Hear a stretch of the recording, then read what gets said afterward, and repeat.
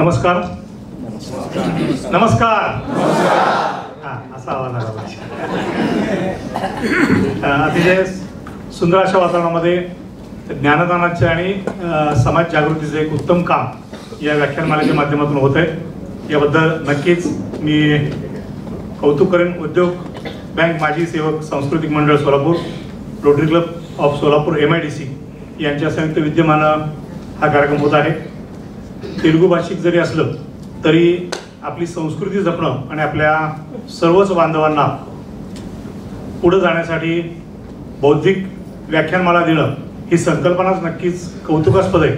आणि जेव्हा संस्थेचं निमंत्रण मला मिळालं त्याच्यामध्ये आतापर्यंत ज्या ज्या मान्यवरांनी या व्यासपीठावरती या संस्थेच्या माध्यमातून व्याख्यानं दिलेली त्या सगळ्यांची नामावली वाचली आणि किती उज्ज्वल परंपरा या संस्थेची आणि या व्याख्यानमालेची आहे हे मला समजलं. या ठिकाणी ही व्याख्यानमाला ज्यांच्या माध्यमातून आपल्यापर्यंत पोहोचते आहे त्याच्यामध्ये आदरणीय यल्लादास लक्ष्मापुरे, सिद्धेश्वर गड्डम, श्रीनिवास सामलेटी, आदरणीय आनंद जंगम, लता चन्ना मॅडम रोटरीचे अध्यक्ष, त्याचबरोबर अमरदास गड्डम, गणेश इजबल्ली, अशोक मंदवाड यांनी या ठिकाणी सोलापूरला आल्यापासून अतिशय छान अशा प्रकारचं आदरातिथ्य केलं. आणि माझा परिचय करून देणारे आपल्यातलेच सदस्य परंतु आमच्या कलाक्षेत्रामध्ये आमचे मित्र उपारे यांचेच बंधू शिवाजी उपरे यांनी माझा परिचय करून दिला आणि हा कार्यक्रम ठरवण्यासाठी देखील त्यांनीच योग्य त्या पद्धतीने समन्वय साधला. त्यामुळे या सर्वांचं एकदा टाळ्यांच्या गजरामध्ये जोरदार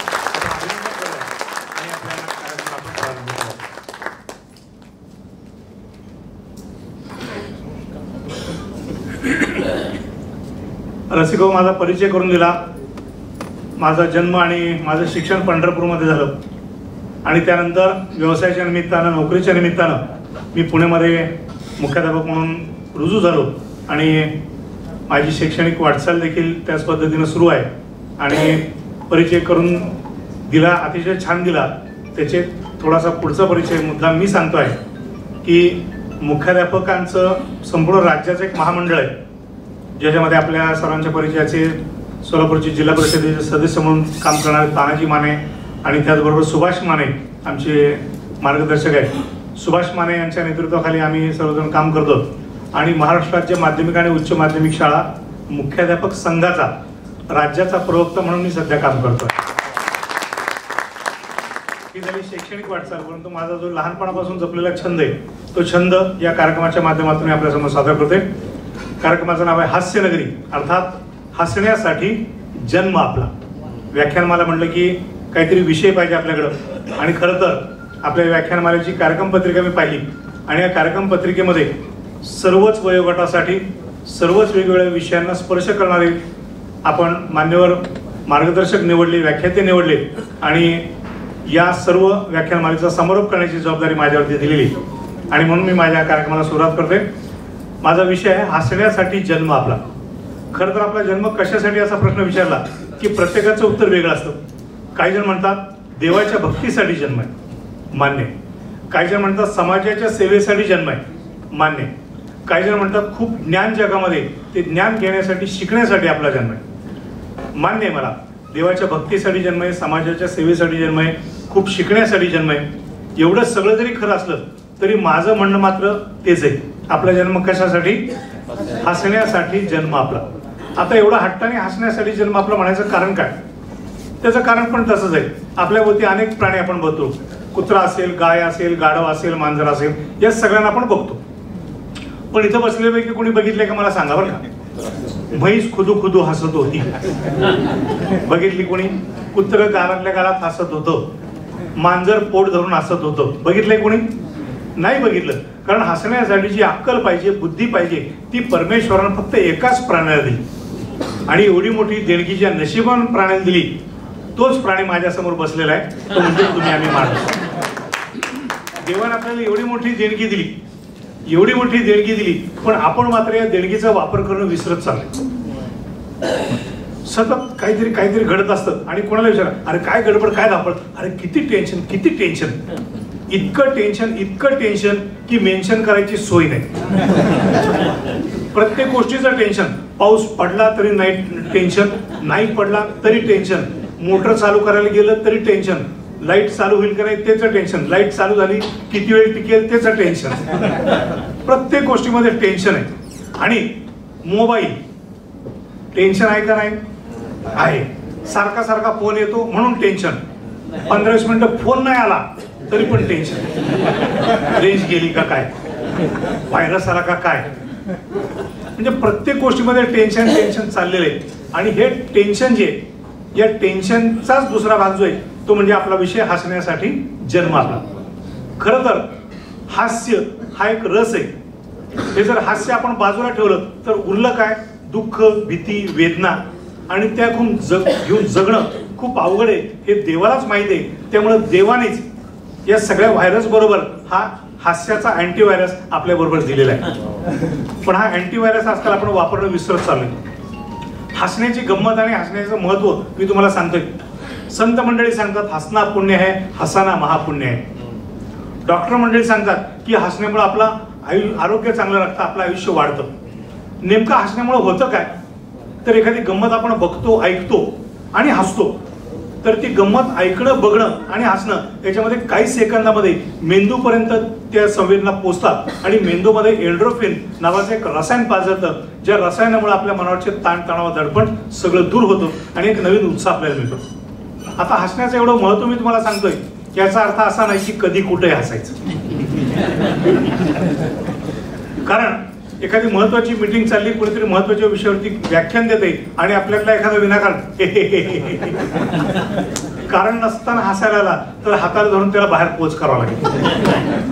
हा झाला एक प्रकार. त्याच्या उलट मस्तपैकी कार्यक्रम चाललेला आहे, लाफ्टर चॅलेंज चाललेलं आहे, हास्य जत्रा चाललेली, हवाई युद्धासारखा कार्यक्रम चाललाय, मस्त बाकीचे टाळ्या वाजवतात, हसतायत आणि आपल्याला एखादा बसलाय समोर.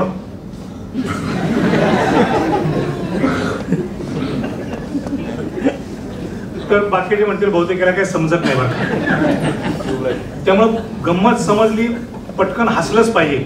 आणि म्हणूनच कार्यक्रमाच्या सुरुवातीला तुम्हाला सांगते, कार्यक्रमातली गंमत समजली, पटकन हसून मोकळं व्हा. नाही समजली त्याच्यापेक्षा जास्त मोठ्या हसून मोकळं व्हा, म्हणजे शेजारचा तुमच्याकडे बघणार नाही. तरी सगळी हसण्याची गंमत मी तुम्हाला सांगतोय. मग तुमचा प्रश्न पुन्हा, हसायच्याबद्दल अजून काय माहिती? हसायचं कधी आणि कुठं हे पण ठरलेलं आहे. योग्य जागीच हसावं लागतं. चुकीच्या जागी हसलं तर गोंधळ होतो. काय गोंधळ होतो तुम्हाला सगळ्यांना माहिती आहे. हसने का ना पल जाना, हसने का ना क्षण पहचाना, हसने का ना पल जाना, हसने का ना क्षण पहचाना, द्रौपदी की एक गलत हसी से सारा महाभारत निर्माण झाला. द्रौपदी चुकीच्या जागी हसली म्हणून सगळं महाभारत निर्माण झालं. त्यामुळे चुकीच्या जागी आपल्याला हसायचं नाही. मग हसायचं कुठं ते तरी सांगा एकदा. तर हसण्यासाठी भरपूर जागा आपल्याकडे आहेत. विनोदी सिनेमा, विनोदी नाटक, विनोदी कथाकथनाच्या कॅसेट, विनोदी मालिका, विनोदी पुस्तकं, पेपरमधल्या विनोदी बातम्या, टीव्हीवरच्या विनोदी मालिका, एवढी सगळी जागा आपल्याला विनोदासाठी आहे. परत माझा एक मित्र म्हणला, तुम्ही सांगितलं सगळं मान्य आहे, पण सिनेमा बघायला पैसे पाहिजे, नाटकाला पैसे पाहिजे, टीव्ही सिरियलला पैसे पाहिजेत, पुस्तकाला पैसे पाहिजेत, कॅसेटला पैसे पाहिजेत. आम्हाला बिन पैशाचं काय असलं तर सांगा, फुकट पाहिजे, फुकट. म्हटलं फुकट पण आहे सोय. हसण्यासाठी कुठेही खर्च करायची गरज नाही. सकाळी उठल्यापासून रात्री झोपेपर्यंत आपल्या भोवती जे काही घडतं ना, ते जरी आपण त्या विनोदाच्या सेन्सनी बघितलं तर भरपूर विनोद आपल्या भोवती जमलेला आहे. बघा, सकाळचाच कार्यक्रमासाठी निघताना प्रवास सुरू करायचं म्हटलं की आमच्या जवळचं एक दत्ताचं मंदिर आहे. दत्ताच्या मंदिरामध्ये मी जातो, दर्शन घेतो. बाहेरच्या हॉलमध्ये नेहमीच्या पद्धतीने दर्शन घेऊन मी थांबलो. तेवढ्यात हॉलमध्ये एक म्हातारी आजीबाई कोणाचा तरी धक्का लागून खाली पडलेली मला दिसली. मी आपल्या आजीबाईला मदत करायसाठी जवळ गेलो. आजीबाईच्या पाठीवर हात ठेवला, हाताला धरलं, म्हणलं उठा आजीबाई, उठा उठा उठा उठा. कसं तरी तोल सावरत आजीबाई उभी राहिली आणि आजीबाईला उभं राहण्यासाठी मी मदत केली म्हणून आजीबाईने मला आशीर्वाद दिला. आजीबाईने काय आशीर्वाद दिला? अरे बाबा, अरे तू जसं मला वर उचललं तसं देव तुला लवकर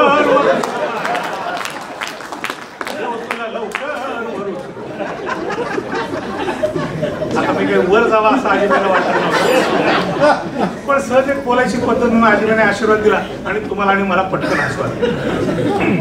अशीच एक आजीबाई मला नेमकी सिग्नल पाशी भेटली होती.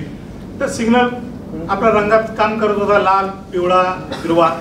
बाकीची लोक पण त्या पद्धतीने नियम पाळत होती. पण एक आजीबाई, तिला रस्त्याच्या पलीकडे जायचं होतं. तिचं काही सिग्नलशी संबंध नव्हता. ती अशी मध्येच निघायची, समोर गाडी आली की परत पाठी बघायची. असं 4-5 वेळा झालं आणि शेवटी आजीबाईने ठरवलं काय व्हायचं ते होऊ दे, रस्ता ओलांडायचा. त्यामुळे तशीच आजीबाई वेडीवाकडी त्या रस्त्याने निघाली. कोपरेले ट्रॅफिक पोलिसांनी बघितलं, आजीबाई अशी निघाली, एखाद्या गाडीचा धक्का लागला, डोक्याला त्रास होईल, प्रॉब्लेम वाढेल, म्हणून आजीबाईला सावध करण्यासाठी पोलिसांनी जोरात शिट्टी वाजवली. शिट्टी ऐकल्याबरोबर आजीबाई तचकली आणि तारा पुढे चालली. पोलिसाला वेगळा संशय आला, आजीबाई होती का लुगडं नेसून दुसरंच कोणीतरी आलं. आपल्या एरियामध्ये काही प्रॉब्लेम घडायला नको म्हणून पोलीस पाठला कर तिच्या पाठीमागे गेला. म्हातारी पुढं पोलीस मागं, म्हातारी पुढं पोलीस मागं, म्हातारी पुढं पोलीस मागं करता करता आजीबाई तिच्या घरापाशी जाऊन पोहोचली. पोलीस शिट्टी वाजवत धापाटाकत त्या घरापाशी गेला आणि वैतागून आजीबाईला आवाज दिला, ए म्हातारा इकडे, किती वेळ झाला शिट्टी वाजवतोय, किती वेळ झाला शिट्टी वाजवतोय. शिट्टी वाजवून अजून तोंड दुखायला लागलं, तोंडाला फेस आला माझ्या. मला सांग, तू शिट्टी ऐकल्यावर का थांबली नाही, तू शिट्टी ऐकल्यावर का थांबली नाही. तेवढा तंतरून पोलीस विचारतोय. आजीबाईंनी शांतपणे उत्तर दिलं, अरे बाबा, अरे जवान होते तवा लोक शिट्ट्या वाजून वाजून दमले तरी मी थांबले नाही. आता तुझी शिट्टी ऐकून थांबायचं माझं वय आहे का.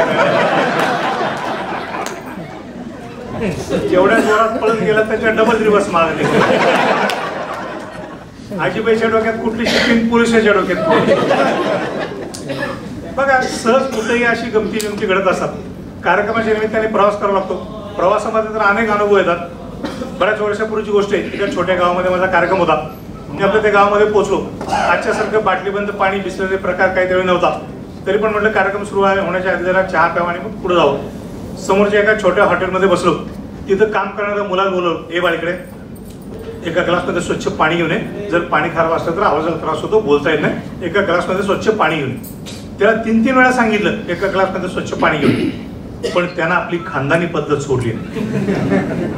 त्याची खानदानी पद्धत कुठली, आतमध्ये गेला, 4 ग्लासमध्ये 4 बोटं बुडवलेली, पाण्यानं गच्च भरलेले ग्लास हेंदकाळत धाडकन टेबलवरती आणून टेकवले. तू वैतागलं म्हणजे इकडे तुला काय सांगितलं होतं, एका ग्लासमध्ये स्वच्छ पाण्यानं सांगितलं होतं का नाही. कसली घाण बोटं बुडवली याच्यावर, कसली घाण बोटं बुडवली. घाण बोटं बुडवली मग मी त्याच्यावर चिडतोय. तो उलट मला म्हणा, ओ साहेब मी नुसती बोटच बुडवली,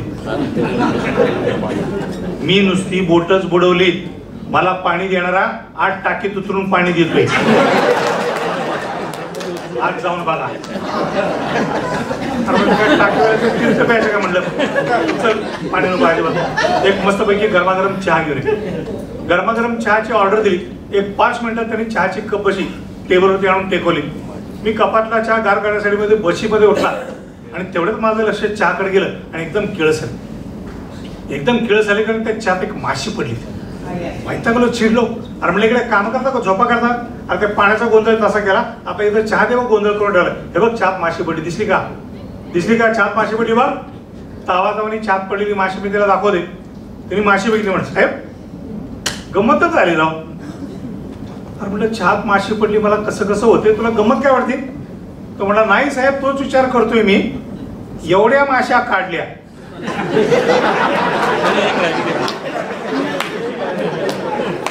एवढ्या माशा काढल्या तरी पण एक राहिलीच कशी. तसा चहा तिथं सोडला आणि कार्यक्रमाला जाऊन पोहोचलो. ती झाली छोट्या गावातली फजिती. एकदा आपल्या हुतात्मा स्मृती मंदिरमध्येच माझी गंमत झाली. ती हुतात्मा स्मृती मंदिरला आमचा ऑर्केस्ट्राचा कार्यक्रम होता. मी आपला प्रवास करून लांबून आल्यामुळं, प्रवास केल्यामुळं कंटाळा आला होता. फ्रेश झालो, प्रवासाचे कपडे बॅगमध्ये ठेवले, कार्यक्रमाचे कपडे घालून तयार झालो. थोडं मोकळ्या हवेमध्ये पॅसेजमध्ये फेऱ्या मारत होतो. तेवढा ओळखीचा मित्र आला. नमस्कार गणपुले सर, कसं काय चाललंय, काय म्हणतोय कार्यक्रम. तिकडच्या गप्पा सुरू झाल्या. म्हटलं कार्यक्रमाला अजून वेळ आहे आणि आपली बऱ्याच दिवसांनी गाडबेड झाली. म्हटलं पलीकडे आपण कॅन्टीनमध्ये बसत मस्तपैकी जरा निवांत नाश्ता करू, चहा वगैरे पिऊ, निवांत गप्पा मारत. दोघं जण आम्ही पलीकडच्याच कॅन्टीनमध्ये गेलो. मस्तपैकी नाश्ता वगैरे झाला. नाश्ता झाल्यानंतर तिथल्या वेटरने आमचं 80 रुपये बिल झालं होतं. 80 रुपये बिलाचा कागद टेबलवरती आणून ठेवला. आपलं बिल बघितलं आणि पैसे देण्यासाठी खिशामध्ये हात घातला. खिशामध्ये हात घातला, माझ्या लक्षात आलं की आपण कार्यक्रमासाठी कपडे बदलले. ज्या कपड्यामध्ये पैशाचं पाकिट होते ते कपडे घरी करून बॅग मध्ये ठेवलेले. बॅग राहिली कार्यक्रमाच्या खोलीवरती. अंगावरचे कपडे, कार्यक्रमाचे कपडे, त्यात पैसे ठेवायचं काही कारणच नाही. त्यामुळे खिशामध्ये एकही पैसा नाही. घाबरलो, टेन्शन आलं. म्हटलं कसं काय करायचं. तेवढंच मला सुचलं, अरे म्हटलं आपल्याकडे पैसे नाहीत पण आपला मित्र आपल्या बरोबर आहे, संकटकाळी मदत करतो तोच खरा मित्र. तो सुविचार मला आठवला. म्हटलं मित्र आपल्या बरोबर, मित्राची मदत घेऊ. मित्र म्हटलं मित्रा जरा 80 रुपये दिले. म्हटलं माझ्याकडे पैसे नाही. म्हटलं मीच म्हटलं नाश्ता करू, बिल मीच द्यायला पाहिजे, सगळं मान्य आहे, पण आता पैसे माझे विसरले, प्लीज मला 80 रुपये उसने दे. आपण कार्यक्रमाच्या ठिकाणी जातोच आहे, तिथे लगेच तुला तुझे पैसे परत करतो. तो म्हटला माझा ड्रेस बघितला का तू, बरमुडा आणि टी शर्ट घातलाय, याला खिसाच नाहीये, त्यामुळे पैसे ठेवायचा काही विषयच नाहीये. तेवढं तो म्हणला ठीक आहे वेटर इकडे. म्हटलं बरं झालं, काहीतरी आयडिया काढतोय, काहीतरी ओळख काढतोय. वेटर आला. हा बोला साहेब, 2 लस्सी घेऊन ये, मलाई टाकून मस्त लस्सी. म्हटलं मूर्ख आहे का तू, झालं ते बिल द्यायला माझ्याकडे पैसे नाही, तुझ्याकडे उसने पैसे मागतो, तू उसने पैसे द्यायला नाही, अजून बिल वाढव कशाला. तो म्हटला मुकाट्यानं खायचं. अरे मग मुकाट्यानं खायचं काय, झालं ते बिल द्यायला पैसे नाही, तू बिल वाढवतो कशाला. तो म्हणला हे बघ मी सांगतो ते आहे. म्हटलं बोल काय म्हणतो. त्याने सुरू केलं, हे बघ आपल्याकडे तर पैसे नाही. म्हटलं मी तुला तेच सांगतो. तो म्हणला पुढचं आई, आपल्याकडे तर पैसे नाही. आता विचार कर, 80 रुपये बुडवले, आपल्याला तेवढाच मार खायचा. 80 रुपये बुडवले तेवढाच मार खायचाय, 150 रुपये बुडवले तेवढाच मार खायचाय. मग खाताना हाय काही कशाला करायचं, पोटभर खायचं. म्हटलं नाश्ता पण पोटभर तूच कर, मार पण तूच का म्हणता असतं. पण म्हटलं तसं काही करणं बरोबर दिसत नाही. काउंटरपाशी गेलो. म्हटलं मॅनेजर साहेब असा थोडा घोटाळा आहे. म्हटलं गणपती साहेब कशाला टेन्शन घेता, कार्यक्रम संपला तर आनंद बिंदास जावा. कसं तरी ओळखीमुळे तिथं सुटलो आणि कार्यक्रमात जाऊन पोहोचलो. ही सगळी गंमत असते. कधी कधी आमचीच कला आमच्या अंगावरती येते. एका छोट्या गावामध्ये कार्यक्रमाला होतो. मुक्कामाची गाडी काही ठिकाणी अशी पद्धत आहे की जी गाडी रात्री मुक्कामाला येते ती तिथंच थांबते आणि सकाळी लवकर तीच गाडी बाहेर निघते. अशा एका गावामध्ये माझा कार्यक्रम होता. कार्यक्रम संपला, रात्रीचा मुक्काम तिथं झाला. दुसऱ्या दिवशी मी आपलं बॅग घेऊन एसटी स्टँडला आलो. एसटी स्टँडला आल्यानंतर तुम्ही जे करताय तेच मी केलं. कंडक्टर आपल्या जागेवरती बसले होते. मी आपलं खालच विचारलं, कंडक्टर जागा आहे का जागा. तुमच्याशी बोलतोय म्हणजे नक्कीच जागा आहे.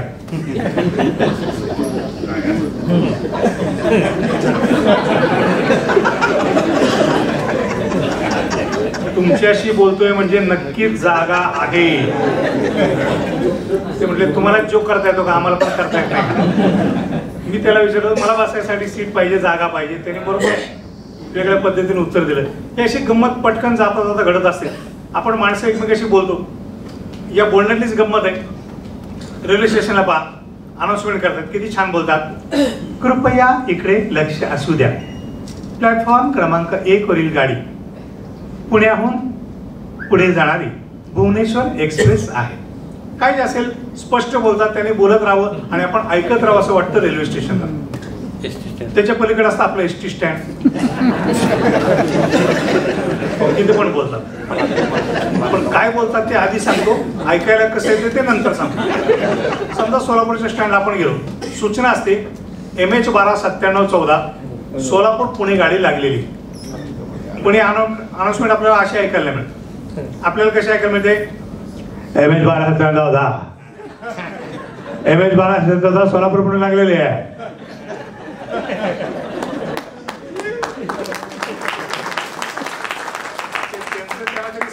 प्रश्न पडतो, आपल्याला समजला विषय लांब राहिला. ही सगळी बोलण्याची गंमत आहे, कारण देवाने आपल्याला भाषा दिलेली, शब्द दिले. पण जनावर त्याला आपण म्हणतो मुकी बिचारी जनावर. आता खरं तर मला असं वाटतं बरं का की मुक म्हणजे काय, ज्याचा तोंडातनं आवाजच निघत नाही त्याला आपण मुक म्हणतो. मग जनावर मुकीत का नाही ना, त्यांच्या तोंडातनं आवाज निघतो, त्यांच्यामध्ये बोलतात. लगेच मित्र म्हणा काय कसे काय बोलतात. अरे म्हटलं रात्री उशिरा आपल्या सोसायटीकडे चाललं की खालच्या चौकातलं कुत्रं वरच्या चौकातल्या कुत्र्याला रिपोर्ट करतो माहिती का. नवीन माणूस आलाय लक्ष ठेव. त्यांची भाषा असते, आपल्याला त्यांची भाषा समजत नाही एवढं. असंच एकदा एका चौकामध्ये मोठं कुत्रं आणि छोटं कुत्रं दोघांचं बोलणं ऐकलं. मोठ्या कुत्र्यानं कुठेतरी भाकरीचा तुकडा आणला होता. छोटं कुत्रं त्याच्या समोर आलं. म्हटलं 4 दिवस झाले, भूक लागली, दे रे थोडंसं खायला दे. ते मोठं कुत्रं दादागिरी करत होतं. ए चल सरक सरक, नाही मिळत सरक सरक. बारकं म्हणायचं दे रे भूक लागली खायला दे. आता असे डायलॉग कधी आपण ऐकले नाही, पण मी त्यांचा आवाज ऐकला आणि त्याच्यातून त्यांचे डायलॉग ओळखले आणि त्यांचे डायलॉग त्यांच्याच आवाजामध्ये सादर करतोय. मोठं कुत्र म्हणतं सरळ बाजूला भाकरी मिळायची नाही आणि बारकं म्हणतं दे रे भूक लागली खायला दे, तर त्यांच्या आवाजात.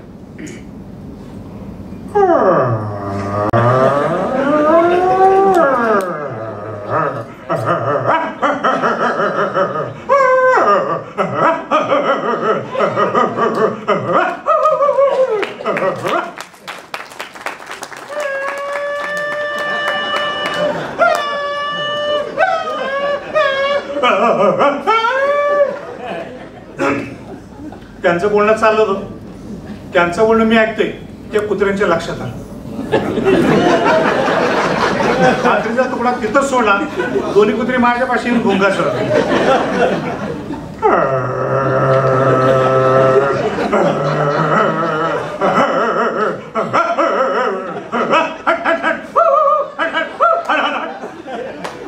आपला हाकलाचा प्रयत्न करतोय, कुत्रा अजिबात हटायला तयार नाही. मी म्हटलं कपडे न फाटता येत जर बाहेर पडायचं असेल तर काही करून कुत्र्याला हाकलायला पाहिजे. म्हणून त्या कुत्र्याला हाकल्यासाठी इकडे तिकडे बघितलं आणि दगड उचलला आणि नेम धरून तो दगड त्या कुत्र्याला मारला. नेम धरून मारलेला दगड जसं त्या कुत्र्याला लागला, बिचार तिकडनं ओरडत पळ सुटलं.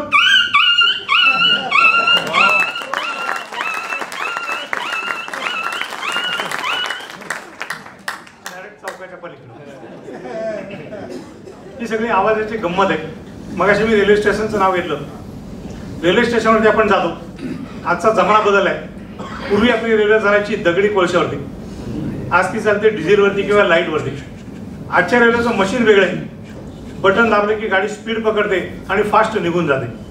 पण पूर्वीची आपल्या मामाच्या गावाला घेऊन जाणारी जुगजुग आगीत गाडी ही मात्र स्टेशन पासून निघताना तिचं इंजिन एक जोराचा झटका द्यायचं. हा झटका शेवटच्या डब्यापर्यंत पोहोचायचा आणि इंजिनाच्या पाठीमागं आपला प्रवास सुरू व्हायचा. आजच्या व्याख्यानमालेच्या माध्यमातून पुन्हा एकदा आपण सर्वजण त्या दगडी कोळशाच्या रेल्वेतून प्रवास करणार आहोत. सर्वजण प्रवासाला तयार आहोत.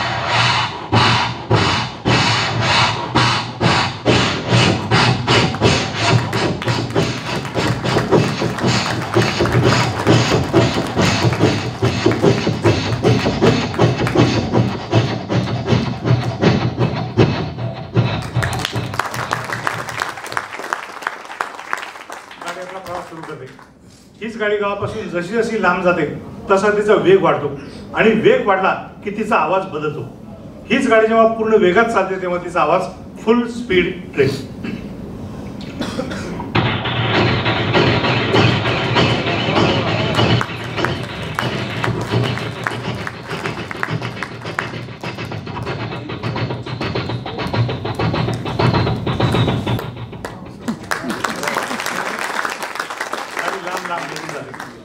हीच गाडी जाता जाता एखाद्या पुलावरून जाते. पुलाच्या आधी तिचा आवाज वेगळा असतो, पुलावरून जाताना तिचा आवाज बदलतो. रात्रीचा अंधार असेल किंवा दिवसा दार खिडक्या बंद असतील तरी आपल्याला समजतं की आपली गाडी पुलावरून चालली, कारण तिचा तो बदलणारा आवाज हा आवाज सादर करतोय ब्रिज पासिंग इफेक्ट.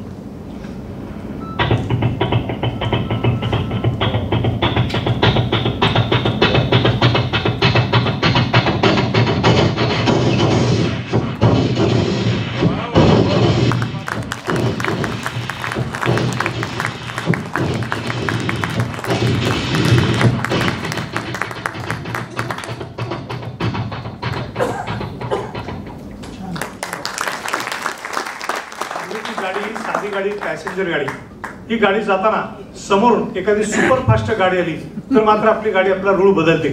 समोरच्या गाडीला लाईन क्लिअर करून देते. एकाच वेळी दोन्ही गाड्या एकमेकीला पास करतात आणि एक्सप्रेस गाडी निघून गेली की साईडच्या ट्रॅकची गाडी पुन्हा मेन ट्रॅकवरती येते. ज्या ठिकाणी रूळ एकमेकाला जोडलेले असतात त्या जोडावरून आपण डबे जाताना एक व्हायब्रेशन, एक हादरणं आपल्याला जाणवतं. हा संपूर्ण सीन सादर करतोय दोन्ही गाड्यांचं पासिंग आणि रूळ बदलण्याचं व्हायब्रेशन.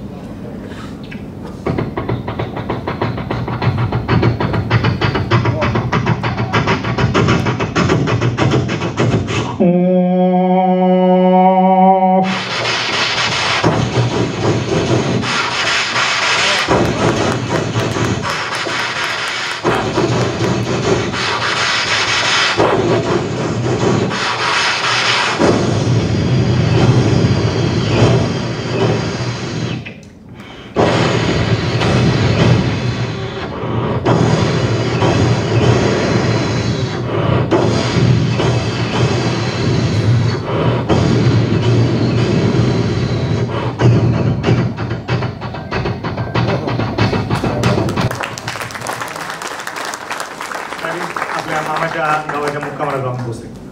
साध्या फुंकण्यातून निर्माण झालेला आपला सगळा झुकझुक गाडीचा सगळा प्रवास. अजून एक अशीच फुंकण्याची गंमत आपल्यासमोर सादर करतोय. आज दुपारीच आपल्याकडं वादळ वाऱ्यासकट दणदणीत पाऊस झाला. अनेक वेळा सिनेमामध्ये आपल्याला मालिकांमध्ये वादळ वाऱ्याचा आवाज ऐकायला मिळतो, पावसाचा आवाज ऐकायला मिळतो. खरं तर वादळ वाऱ्याचा वेग प्रचंड असतो, आपण कधी तो रेकॉर्ड करू शकत नाही. कारण माईक आपण समजा वादळ वाऱ्यासमोर ठेवला तर मी आत्ता या माईकवरती साधं नुसतं फुंकलं तरी एवढा मोठा ब्लास्ट येतोय आणि वादळ वाऱ्याचा वेग तर याच्यापेक्षा कितीतरी पटीने मोठा असतो. त्यामुळे तुम्ही जेव्हा असे सिनेमामध्ये आवाज ऐकता वादळ वाऱ्याचे, पावसाचे, ते आमच्यासारख्या मिमिक्री आर्टिस्टनी व्हॉइस ओव्हर केलेले आवाज असतात. तुमच्या आठवणीतला सिनेमा म्हणून क्रांती सिनेमातला एक साऊंड इफेक्ट तुम्हाला सादर करतोय. जिंदगी की न टूटी लडी प्यार करले घडी दो घडी, वादळ वारा पावसामध्ये चित्रित झालेलं गाणं होतं. त्यावेळी दिलेला जो साऊंड इफेक्ट आहे तो कसा आहे पहा.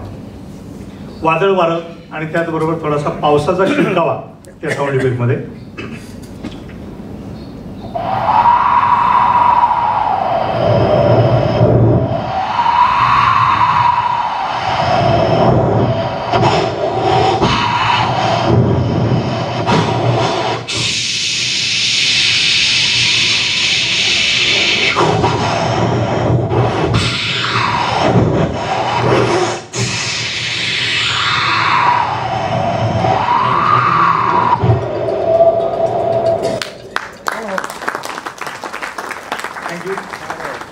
अमिताभ बच्चनचा एक प्रसिद्ध सिनेमा होता नमक हलाल, आणि त्यामध्ये गाणं होतं की पग घुंगरू बांध मीरा नाची रे और हम नाचे बिन घुंगरू के. आता बिन घुंगरू के नाचणं काय प्रकार आहे तो दाखवतो तुम्हाला.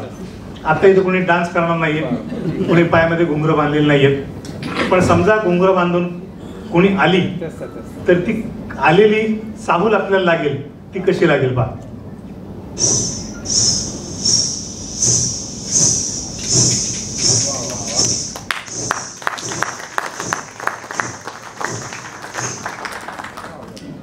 थँक्यू. या आवाजाच्या गमती जमतीनंतर पुन्हा एकदा हास्यनगरीच्या काही किस्स्यांकडे आपण वळूयात. खरं तर मनोरंजन म्हटलं की या मनोरंजनामध्ये आपल्या सगळ्यांचं आवडतं साधन आहे ते म्हणजे सिनेमा. 100 वर्षापासून या सिनेमामध्ये आपण आपलं मनोरंजन मन रमवलेलं आहे. पण या 100 वर्षामध्ये सिनेमात काय काय बदल झाले की त्याची छोटीशी झलक बघूया. जुनी अनेक मंडळी या ठिकाणी आहेत, नवीन पिढी पण आहे. दोघांनाही सांगतो त्यावेळेपासून आतापर्यंत काय काय बदल झाले. पूर्वी सिनेमाची नाव होती वा गुंज उठी शेहनाई, झनक झनक पायल बाजे, दिल दिया दर लिया, हसीना मान जाएगी, तुमसा नहीं देखा. कसं बरं वाटतं ऐकायला. आजकाल पिक्चरचं नाव जिंदा जला दूंगा, जिंदा जला दूंगा, पाप को जलाकर राख कर दूंगा, खून का बदला खून. सगळी खतरनाक नाव. आणि कधी कधी हॉरर पिक्चर करतात. कोई है. मी घाबरलो, परत दुसरा म्हणला डरना मना है. काय सिनेमाची नावं. एक सिनेमा काढला, सगळी मंडळी गरीब, त्या गरिबांच्या लेवलचा पिक्चर काढला, लो बजेट पिक्चर काढला. पिक्चरचं नाव ठेवलं फुटपाथ. म्हटलं ठीक आहे फुटपाथ. आपली थोडीशी प्रगती झाली, सिनेमाची प्रगती झाली. दुसरा पिक्चर काढला, पिक्चरचं नाव ठेवलं सडक. म्हणजे फुटपाथ सोडून सडकीवर आली. त्याच्यानंतर आपली लेवल वाढली, सिनेमाची लेवल वाढली. तिसरा पिक्चर काढला, पिक्चरचं नाव ठेवलं रोड. म्हटलं झाले काय, फुटपाथ, सडक, रोड. आता पुढं काय एक्सप्रेस हायवे, ओव्हरब्रिज, बायपास. म्हटलं तुमचं काय असेल ते असेल, माझं एक मराठी नाव लिहून ठेवा. मराठी पिक्चरचं नाव टोल नाका काढ पैसे. काय सिनेमाची नाव आपण विचारच करत नाही. एका सिनेमाचं नाव होतं, सिनेमाची स्टोरी चांगली कौटुंबिक जिव्हाळ्याची स्टोरी, पण सिनेमाचं नाव होतं मेरा पती सिर्फ मेरा है. म्हणलं बाकीच्यांची काही वेगळी सिस्टीम आहे काय? कशा सांगायचं मेरा पती सिर्फ मेरा है? कधी कधी रोमॅन्टिक पिक्चर काढतात, रोमॅन्टिक पिक्चरचं नाव मैंने प्यार किया. म्हटलं जगातल्या प्रत्येकाने केले बाबा, तू कशाला सांगतो मैंने प्यार किया? बरं म्हणलं किया तर किया. परत 8 वर्षानंतर तोच म्हणतो का मैंने प्यार क्यों किया. म्हटलं आता तुझं तू बघ. अशी सिनेमाची नाव बदलली, सिनेमातले डायलॉग बदलले.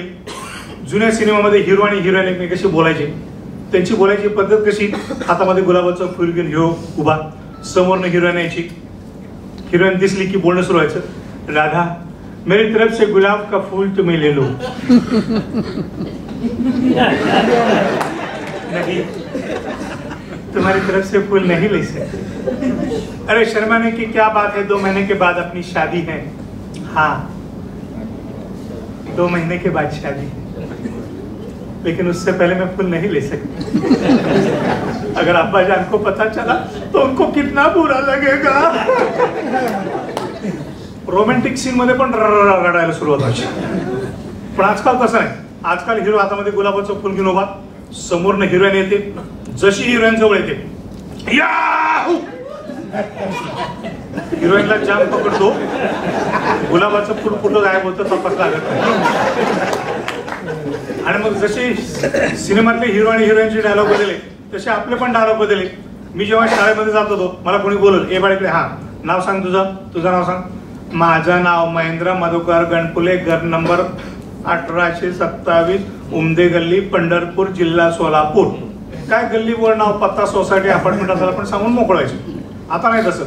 बघा एखादा क्लास सुटला, मुलांचा गोळका दिसला, एखादा बोला ये बाळीकडे, हा नाव सांग तुझं नाव सांग. तुला काय घेणे, तुला काय घेणे नाही. जेवला का तू खायला घालतो का? लगेच पुढचे डायलॉग तयार. सिनेमाची नाव बदलली, सिनेमाचे डायलॉग बदलले, सिनेमाची गाणी बदलली. पूर्वीच्या काळी शास्त्रीय संगीताला लोकांमध्ये खूप मान होता, त्यामुळे शास्त्रीय संगीताच्या गायकांची सिनेमातली परंपरा होती. CH आत्मा, पंकज मलिकचा जो जमाना होता, जो गाना बन जा जो गाना बन जा. क्लासिकल संगीतामध्ये बेस म्हणजे खर्चातला आवाज, त्या खर्चातल्या आवाजाची त्यावेळीची खासियत होती. प्रीतमुआ मिलो, प्रीतम मिलो, मोरी आंखें ढूंढ रही है आन मिलो, प्रीतम आन मिलो. परंपरा सगळ सामान्य सगळजींनी पुढे चालू ठेवली. जब दिल ही टूट गया, जब दिल ही टूट गया, हम जी के क्या करेंगे, हम जी के क्या करेंगे, जब दिल ही टूट गया, जब दिल ही टूट गया.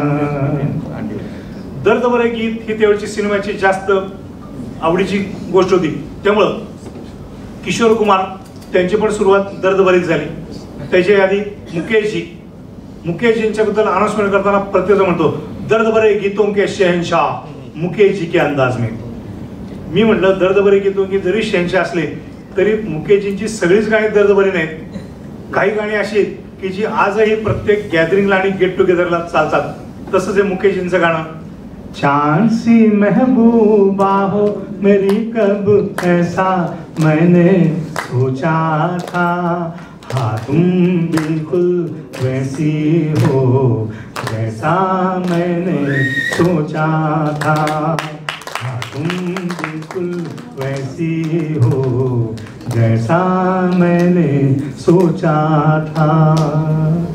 असाच कापणारा आवाज म्हणलं की अजून एक आठवण होती. ये रात ये चांदनी फिर कहाँ समझा दिल की दास्तां, समझा दिल की दास्तां. हेमंत कुमारचा एक वेगळा अंदाज होता. किशोर कुमारची सुरुवात पण दर्दभरी गीत पासून झाली. कभी टूट गया कभी तोड़ा गया, 100 बार मुझे फिर जोड़ा गया. कभी इस पग में कभी उस पग में बंधता ही रहा हूँ मैं, घुंघरू की तरह बजता ही रहा हूँ मैं. पण काही वर्षानंतर किशोर कुमारची दुसरी इनिंग सुरू झाली. मैं हो झुम झुम झुम झुम झुमरू घूमू पकड़ बन के घुमरू, मैं ये प्यार का गीत सुनाता चला. मंजिल पे मेरी नजर मैं दुनिया से बेखबर, बीती बातों पे धूल उड़ाता चला. पण जाता जाता गायक किशोर कुमार आणि संगीतकार बप्पी लहरीची गाठ पडली आणि मग किशोर कुमारची तिसरी इनिंग सुरू झाली. चूहा भागा दौड़ के भागा, बिल्ली बोली चाय पे बुलाया है, आइसक्रीम खाओगी इडली डोसा, आ आ ओ ए ए, आ आ ओ ए ए. कुकुर कुकुर बुबुर बुबुर, झिंगी चिका फुस. शब्दाला अर्थ नाही, चालीला अर्थ नाही, गाण्याला अर्थ नाही. ताकी ओ ताकी ओ ताकी ताकी ताकी रे, अब क्या रह गया बाकी. काही बाकी नाही ठेवलं. या गाण्याची गंमत, खरं तर गाणं म्हटलं ना की कवीची कल्पना असते. त्या कवीच्या कल्पनेला संगीतकार चाल देतो, गायक आपला आवाज देतो आणि पडद्यावरती कलाकार आपली कला सादर करतात. पण आजकाल गाण्याच्या शब्दाकडे कोणाचं लक्षच नाही. तो म्हणतो का हे गाणं बघितलं का गाणं, म्हटलं नाही बा ऐकलंय. बघणार बघ म्हणजे गाण्यात बघण्यासारखं काय त्याच्या डोक्यामध्ये त्याचा विषय त्याला माहिती. पण गाण्यामधल्या शब्दांची गंमत बघा. पूर्वीच्या गाण्यामध्ये कवीची कल्पना असायची, ओ फुलों की रानी बहारों की मलिका, तेरा मुस्कुराना गजब हो गया है, तेरे होठ क्या है गुलाबी कवल है, 2 पंक्तियों की वो गझल है. कवीची कल्पना होती त्यावेळी. नाहीतर आजचा आमचा कवी काय लिहितो गाणं माहिती. शब्दाकडे लक्ष द्या आमच्या कवीच्या गाण्याकडे. पर्वतों से आज मैं टकरा गया. म्हणलं पर्वत कुठं, तुझं डोकं कुठं. टक्कर होती कशी पाहिजे पर म्हटलं जाऊ दे, कवीची कल्पना आहे. पुढं काय, पर्वतों से आज मैं टकरा गया, तुमने दी आवाज लो मैं आ गया. म्हणजे टक्कर झाली ना बाबा, आधी पट्टी बांध, मलम लाव, शेकून घे आणि मग जा ना पुढं. निघाला तुमने दी आवाज लो मैं आ गया. अशी गाण्यांची गंमत. मध्ये डीजे वरती एक गाणं झालं होतं, झिलेले आयो आयो झिलेले, मस्ती में आयो आयो झिलेले. म्हटलं चाल कुठेतरी ऐकली आणि चाल कुठं ऐकली ते आठवता मला ते बाजारातल्या बायकांची आठवण झाली. सुया गे बिबगे सुया गे बिबगे बाई, झिलेले आयो आयो. म्हटलं भिकाऱ्याच्या चाली कमी पडल्या. म्हटलं भिकारी ते भेटायला आले, तुम्ही आमच्या चालीमध्ये सिनेमाची गाणी बनवा, आम्ही तुमच्या चालीमध्ये चौकात भीक मागतो. Exchange offer. आणि मग एक्सचेंज ऑफर सुरू झाली. आपल्या सगळ्यांचं ओळखीचं गाणं आहे, सावन का महीना पवन करे शोर, जिया रे झूमे ऐसे जैसे मनमानाचे मोर. सिद्धेश्वरच्या देवळात भिकारी भीक मागत होता. आशीर्वाद लागल मुला भोले कराला, 1 न 2 पैसा झाला द्यावं.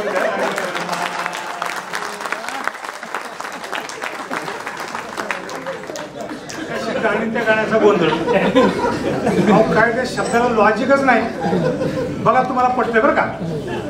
एक आंख मारू तो पर्दा हट जाय, तुझी आंख मारू जमाना हट जाय, दोनों आंखे मारू पडशील ना भाऊ. दोनों आंखे मारू आंधळावर कुठं जायचं. अशी गंमत गाण्याची. प्रत्येक शब्दामध्ये गाण्याची गंमत कशी लपलेली बघा. आजकाल तर नवीन फॅड चाललंय. 4 गावाची नावं घेतली की काढत आहे. बंबई से गई पूना, पूना से गई दिल्ली, दिल्ली से गई पटना, फिर भी न मिला सजना. बंबई से गई पूना, पूना से गई दिल्ली, दिल्ली से गई पटना. म्हटलं जरा नकाशा नीट बघ एकदा. बंबई से गई पूना, पूना से गई दिल्ली, दिल्ली से गई पटना. काय फुकटचा पास मिळाला का?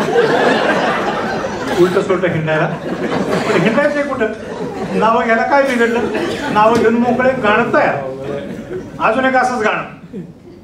चाहे बंबई दिल्ली ढूंढू आगरा, चाहे बंबई दिल्ली ढूंढू आगरा, नहीं मिलेगा ऐसा घागरा, नहीं मिलेगा ऐसा घागरा. म्हटलं पार्क चौकामध्ये 2000 मिळतो.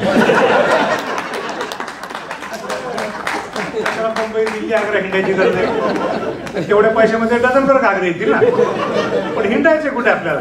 नावं घ्यायला काय बिघडलं? नावं घेऊन मोकळे, गाणं तयार करून मोकळे. ही अशी गाण्यांची गंमत. आता तुम्ही म्हणाल की नव्या सगळ्या गाण्यांमध्ये असा प्रॉब्लेम आहे, जुनी गाणी सगळी चांगली आहेत. तसं नाही, जुन्यामध्ये पण प्रॉब्लेम आहे. काय प्रॉब्लेम बघू आपण. आपल्या सगळ्यांचं आवडतं गाणं आणि एक प्रसिद्ध सिरियल, फूलों का तारों का सबका कहना है, 1000 में मेरी बहना है. इथपर्यंत बरोबर. लाख हजारों में मेरी बहना है. त्याच्या पुढे काय? सारी उम्र हमें संग रहना है. कशाला? तिला चांगला मुलगा बघून दे, तिला तिच्या घरी नांदायला जाऊ दे, का तू जाणार भांडी घासायला? सारी उमर हमें संग राहिला आहे. आपल्याकडे सकाळ उजाडते, त्यानंतर दुपार होते, नंतर संध्याकाळ होते, रात्र होते. पण हिंदी सिनेमामध्ये दुपार नावाचा शब्दच गायब आहे. सुबह से लेकर शाम तक, शाम से लेकर रात तक, रात से लेकर सुबह तक तू मुझे प्यार कर. दुपार गायब. चाहूंगा मैं तुझे सांझ सवेरे, दुपार गायब. कारण दुपार म्हणजे वर्किंग आवर्स, आणि वर्किंग आवर्स आणि आपल्या हिरोचा काही संबंधच नाही ना. त्यामुळे त्याला दुपार शब्दाशी काही घेणं देणंच नाही. पण दुर्दैवानं एका गाण्यामध्ये मात्र दुपार आली. का आली? त्याचं कारणच तसं होतं. दो दीवाने शहर में रात यादों पर में आबुदाना ढूंढते हैं एक आशियाना ढूंढते. आता राहायला गरज नाही ना. तेव्हा मग काय सकाळ काय, दुपार काय, संध्याकाळ काय. त्यामुळे हिंडले फिरले, घर मिळालं का नाही त्यांचं त्यांना माहिती. आपण सगळी एका देवाची लेकरं, ही शिकवण आहे सगळ्यांची. मग आपण सगळे एका देवाची लेकरं ही शिकवण आहे, ती जर आपल्या सगळ्यांना मान्य असेल तर या गाण्याचा अर्थ मला सांगा. खुदा भी आसमां से जब जमीन पर देखता होगा, मेरे महबूब को किसने बनाया. आपलं प्रोडक्शन दिसत नाही. बहुतेक एक्सपोर्टचा आयटम असावा. हिरोईनचं कौतुक करताना त्यांनी देवाला टेन्शन मध्ये आहे. मेरे महबूब को किसने बनाया सोचता होगा. अशी सगळी गाणी आणि त्या गाण्यांची गंमत. बरं, गाणं म्हणलं ना की इकडे आपल्या डोक्यामध्ये डान्स नावाचा प्रकार येतो. पण गाणं आणि डान्स हे कॉम्बिनेशन अलीकडच्या काळातलं आहे. पूर्वीच्या काळामध्ये सिनेमामध्ये गाणी होती पण डान्स अजिबात नव्हता. मग त्यावेळी काय व्हायचं, गाणं सुरू झालं की हिरो असेल किंवा हिरोईन असेल कुठेतरी झाडावर हात टेकून उभी राहायची, कुठेतरी दरवाजा खिडकीच्या चौकटीत येऊन थांबायची आणि अख्खं गाण्याच्या गाण्यात तिथंच संपायचं. जणू काही त्या पिक्चरच्या डायरेक्टरने सांगितलेलं असेल, आईची शपथ. अजिबात हालायचं नाही. नाही म्हणजे नाही. आता आईची शपथ म्हटलं तर काय हलणार आहे कोण? एका ठिकाणी अख्खं गाणं थांबायचं.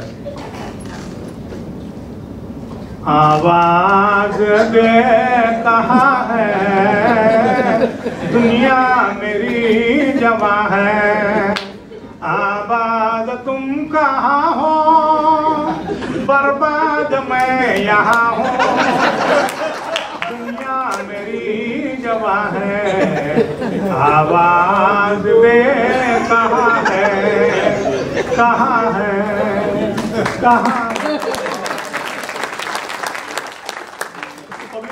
आत्ता संपीर आत्ता संपीर आत्ता संपीर आत्ता हलेल. पण त्याला कुठं माहिती आईची शपथ आहे. त्याच्यामुळे अख्खं गाणं संपलं तरी हलायचा तपास नाही.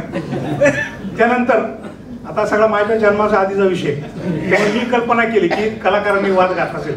हो ते असं थांबून थांबून कळ येते, त्रास होतो, काहीतरी हालायला परवानगी द्या. सारखी सारखी मागणी ऐकल्यानंतर डायरेक्टर पण वैतागला असेल. तो म्हटला काय नाचायचं ते नाचा. कलाकार खुश. तेवढंच म्हणला ऐका काय नाचायचं ते नाचा पण जागा सोडायची नाही. काय मन मोकळेपणाने परवानगी दिली. पण आपले कलाकार असे हुशार, त्यांनी जागा न सोडता डान्स केला. बघा जागा न सोडता कसा डान्स आहे. आएगा आएगा आएगा आने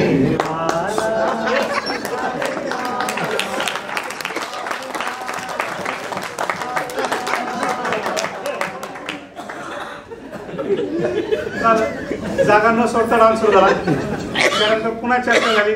डान्सला काहीतरी ठेका पाहिजे. मग त्या ठेक्याला परवानगी दिली, कमरेचा ठेका. आणि मग या कमरेच्या ठेक्यावरती डान्स सुरू झाला. आज सखी मन में कोई बांसुरी बजाए, कोई छैनवा हो कोई छैनवा हो जी हो कोई भीगी हवा ओ में सखी तड़पे मेरा मन ला ला ला ला.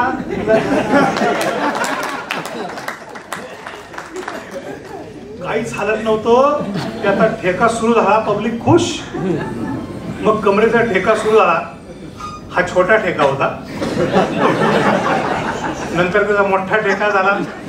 नंतर त्याचा जम्बो ठेका झाला. आणि मग माधुरी दीक्षितने आपला डान्स सुरू केला. ओ मेरा पिया घर आया ओ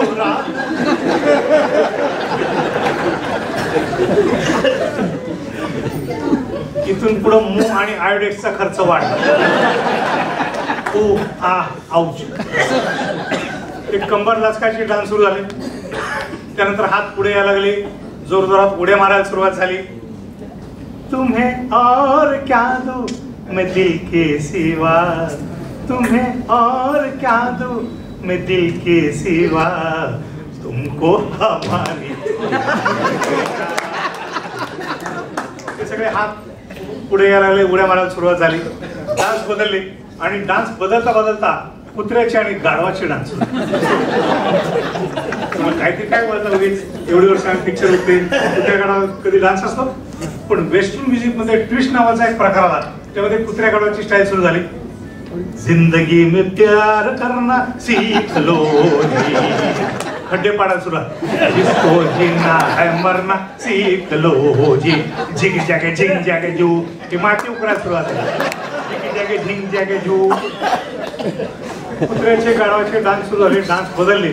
आणि डान्स बदलता बदलता 1982 साली या सगळ्या डान्सचा एक वेगळा प्रकार बदलला. पूर्वी आपल्या घरामध्ये लग्न असेल, पूजा असेल तर आलेल्या पाहुण्यांचं स्वागत व्हायचं. एका मंगल वाद्याने स्वागत व्हायचं. कसं व्हायचं स्वागत? कसं व्हायचं बा?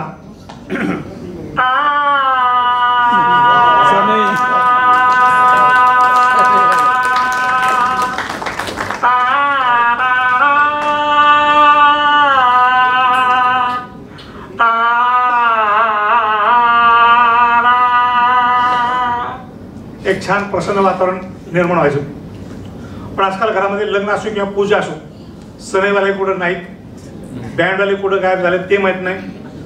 जिथं जाईल तिथं डीजेचा धिंगाणा आणि डिस्कोचा हंगामा. स्पीकरची थप्पीच्या थप्पी लावलेली असते आणि साऊंडवाल्याला सांगतात आवाज असा निघाला पाहिजे भाऊ, आवाज असा निघाला पाहिजे शेजारच्या घरातली रॅकवरची भांडी खाली पडली पाहिजे. सगळं ढाप ढूप काय आदळता पडतं काय कळत नाही. हा सगळा संगीताचा प्रकार 1982 साली बप्पी लहरी या संगीतकाराने आपल्याकडे आणला आणि 8 वर्षाच्या मुलापासून 80 वर्षापर्यंतच्या काकाला ते डिस्कोच्या तालावरती नाचायला लावलं. आणि याच डिस्कोच्या आवाजामुळं आपल्या राज्यात, देशात आणि परदेशात देखील मला विशेष कौतुक मिळालं. तोच आवाज मी आपल्यासमोर सादर करतोय. Bappi Lahiri drum set disco rhythm.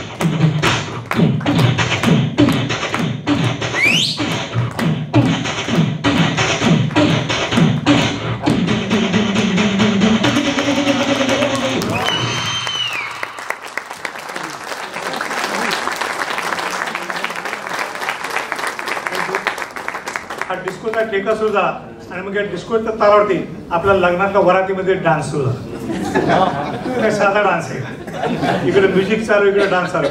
कोई यहाँ आहा नाचे नाचे, कोई वहाँ आहा नाचे नाचे.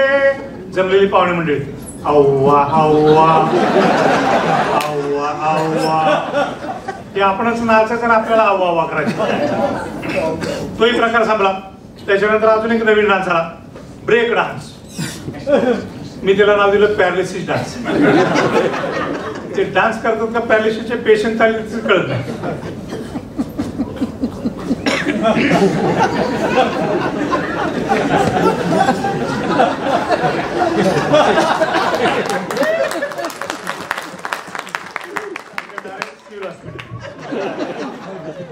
तुम्हाला जर ब्रेक डान्स शिकायची इच्छा असेल ना तर एक सोपी आयडिया सांगतो. बस स्टँडला जायचं, ज्या गाडीला जास्तीत जास्त गर्दी तिच्यामध्ये घुसायचा प्रयत्न करा. आधीच गाडीमध्ये 5-25 लोक आहेत, आपल्या भोवती अजून 5-25 लोकांची गर्दी. त्या गर्दीतून गाडीत घुसताना आपली जी काही ऍक्शन होईल ती लक्षात ठेवायची आणि स्टेजवरती करून दाखवायची. ब्रेक डान्सचं पहिलं बक्षीस तुम्हाला. बघा कसा ब्रेक डान्स होता आपला बस स्टॉपवरती.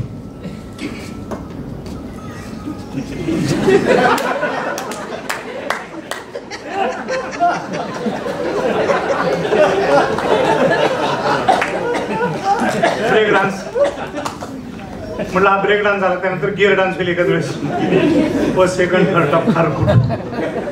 हे सगळे डान्सचे प्रकार तेव्हा आतापर्यंत बदलले. सिनेमा बघा, सिनेमाची नावं, गाणी, डान्स कसा बदलला त्याच्यात थोडासा इतिहास बघितला आपण. पण आजकाल घरामध्ये टीव्ही आलाय, इडियट बॉक्स, आणि मग थिएटरमध्ये जाऊन सिनेमा बघणं आपण बंद केलं. टीव्ही आला आपल्या घरी. पूर्वी आपल्या नशिबी होतं दूरदर्शन, दिल्ली नाही तर मुंबई. आमची माणसं आणि त्यांची झालेली माती. सगळ्या गमती जमते टीव्हीच्या चालायच्या. पण आजकाल घरामध्ये केबल आली, जसं काही कनेक्शन असेल त्यानुसार देशातले परदेशातले कार्यक्रम आपल्याला बघायला मिळतात. आणि मग आपण काही एका जागी थांबत नाही, सारखं सर्फिंग बटन दाबावं, नेक्स्ट नेक्स्ट नेक्स्ट, काय इकडे चाललंय तिकडे चाललंय, असं करता करता सर्फिंग करता करता एखादा इंग्रजी चॅनल चालू असतो, एखादा सिनेमा हॉरर पिक्चर असतो, फायटिंगचा पिक्चर असतो. आपण ब्रेक थांब जरा 5 मिनिटं बघूया, एवढं बघू दे. तो इंग्रजी सिनेमा आपण बघतो. तो इंग्रजी सिनेमा बघण्याची खरी मजा त्या क्वाड्रोफोनिक साऊंड सिस्टीममध्ये मोठ्या पडद्यावरती. पण आपल्या घरामध्ये पण आता त्याचे साऊंड आलेले आहेत. त्यामुळे हा इंग्रजी सिनेमा सुरू होतो आणि आपण तो बघतो. तो आपल्याला ऐकू कसा येतो.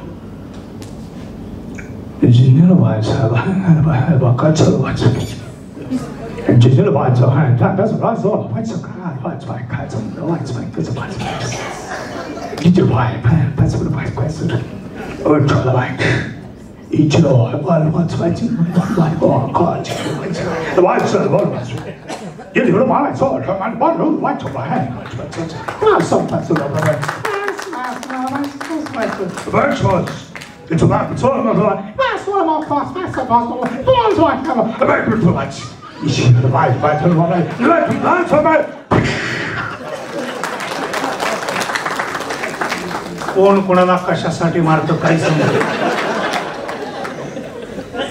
ते दोघं एकमेकाचे नेमके कोण हे ते त्याचा तपास नाही. आणि मी जे काही बोललो ते इंग्रजी होतं का नाही त्याचे, कारण त्यांचं बोलणं तोंडाच्या तोंडात आपल्याला समजतच नाही. बघा क्रिकेटची कॉमेंट्री करणारे जे इंग्रजी कॉमेंटेटर ना, त्यांची स्टाईल अशी आहे की त्यांची ओढ हालतात का नाही हे पण कळत नाही आपल्याला.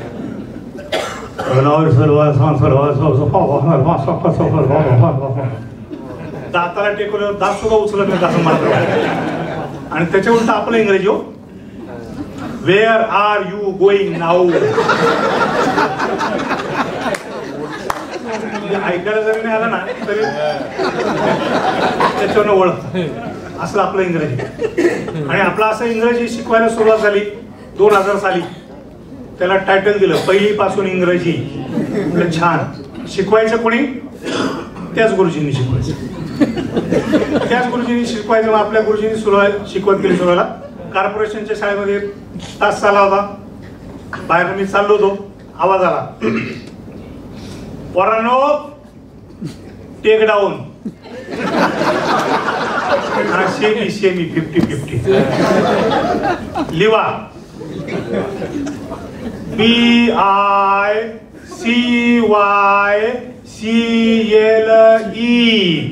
बाई शिकल.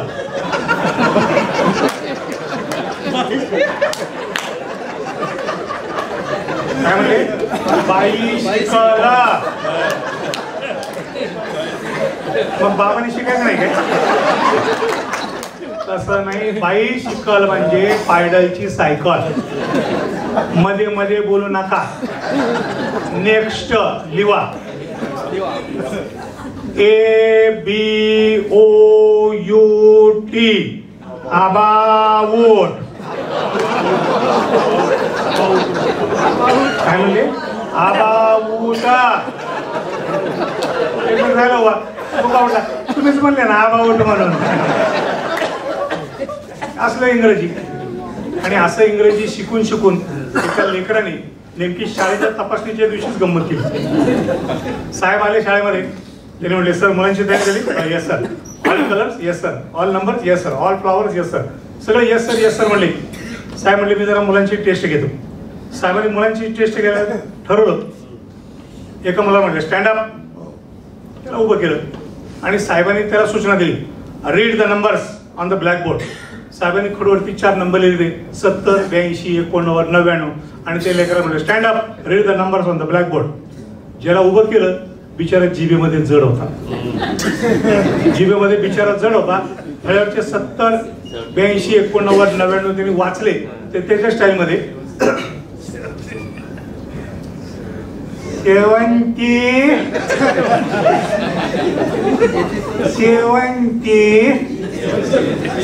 82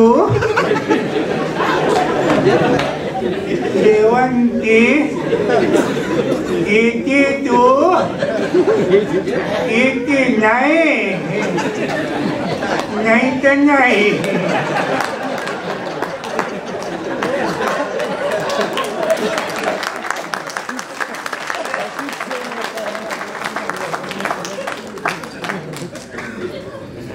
पुणे फेस्टिवलला गावची यात्रा असेल तर पुण्याची असेल, गरमागरम भजी जिलेबी होण्याचं काम स्टॉल लागले होते.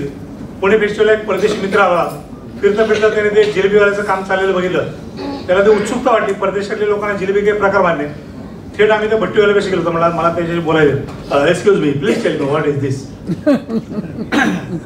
दिस is a jalebi. Jalebi, what is taste, what is flavour. Jalebi taste गुलचाट. Sweet dish. Oh, sweet dish. Please tell me how to prepare it. Which one your activities? Please describe. Please tell me how to prepare it. Step by step. त्यामुळे तुझा जिलेबी कशी बनायची मला सगळं सांग. तर आपला भट्टीवाला इतकं भारी इंग्रजी बोलला, इतकं भारी इंग्रजी बोलला नसता तरी चालला. इतकं भारी इंग्रजी.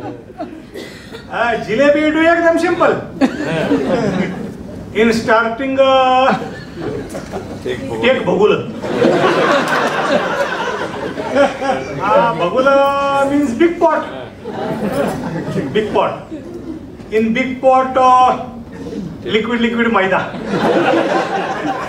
Liquid maida, ambus at night. Liquid maida, ambus at night. In kadla, pan. In pan, oil rat boiling. Oil rat boiling. In pan, maida in bhadka with buluk. Maida with pressure. Round, stop. Round, stop. Round, stop. This is jalebi ka yeda. Round, stop. Then with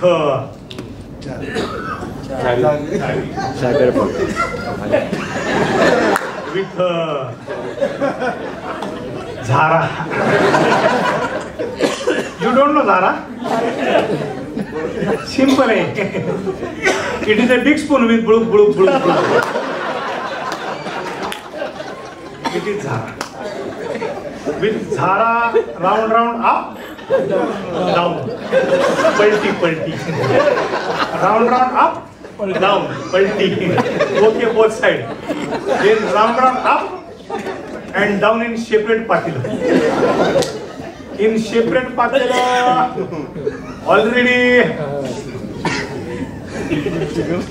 chikat water. Ek tari sugar water. For 5 minutes round drinking sugar water. For 5 minutes round drinking sugar water. Then with Zara, round up, down in para, jalebi ready. Understand how to prepare? Oh, it is difficult to understand. Thank you, Palikade ST stand. I understand ST stand चा मेळ बसायचा. जास्त इंग्रजी आपल्याला जमत नाही, बोलत नाही, अवघड प्रॉब्लेम आहे. हिंदी आपली राष्ट्रभाषा, देशाच्या निम्म्या भागामध्ये बोलली जाते. पण हिंदी सुद्धा ऐकायला 3 तास मजा वाटते, समजतं सगळं. हिंदी पिक्चर 3 तासाचं बघतो, स्टोरी समजते, टाळ्या वाजवतो, शिट्टी वाजवतो. पण बोलायचं म्हटलं की प्रॉब्लेम. हिंदी मधला इकडचा एक शब्द तिकडे गेला काम फसलं. CSR फंडातून शाळेसाठी काहीतरी चांगल्या वस्तू दिल्या होत्या आणि त्या कंपनीच्या लोकांना बोलवलं. ते म्हणले जरा तुम्ही बोला. ते सुरू केलं, हमारे बच्चों को अच्छी शिक्षा देना जरूरी है. ते म्हणले ओ शिक्षा अजिबात नाही पोरांना द्यायची बरं का. अरे शिक्षा के लिए हम खर्चा करते हैं. त्याला शिक्षा मराठीतलं आणि हिंदीतलं एकमेकाचा ताळमेळच बसला नाही. ते जाऊ द्या. लग्नामध्ये आलेले पाहुण्यांशी मैडम बोलत होत्या, देखो हमारे इधर शादी का सिस्टम कैसा है, तो शादी के टाइम पे नवरी क्या करती है. नवरी कौन नवरी? वो लड़की ने उसकी शादी हो गई, उसको नवरी बोलते. मैडम उसे हिंदी में दुल्हन बोलना चाहिए ना. हाँ दुल्हन. तो दुल्हन क्या करती है, दुल्हन अपने नवरे को, नवरा कौन है, वो लड़का है ना, उसके साथ शादी हो गई, उसको नवरा बोलते. मैडम उसे हिंदी में दूल्हे राजा बोलना चाहिए. हाँ, वो क्या बोलना बोलती मैं पहले सिस्टम समझो. तो सिस्टम कैसा है, तो शादी के टाइम पे दुल्हन दूल्हे राजा को अपने हाथ से घास खिलाती है.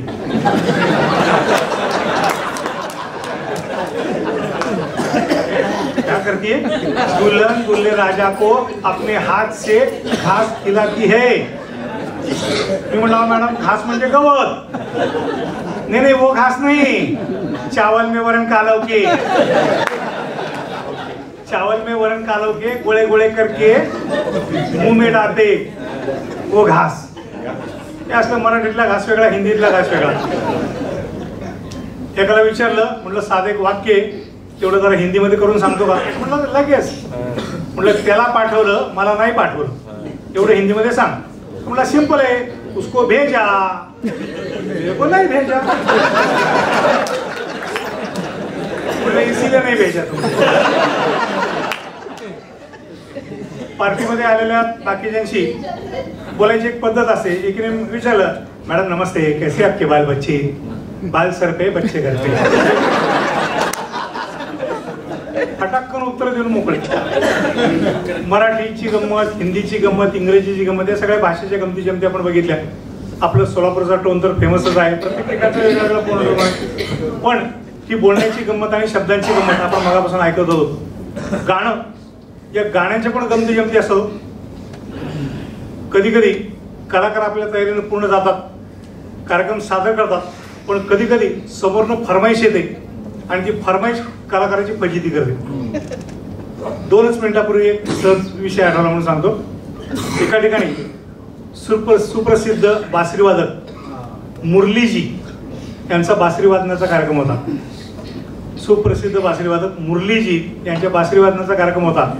पण त्यांचा परिचय झाला आणि एक चिठ्ठी त्यांच्याकडे आली आणि त्यांनी कार्यक्रम थांबवला.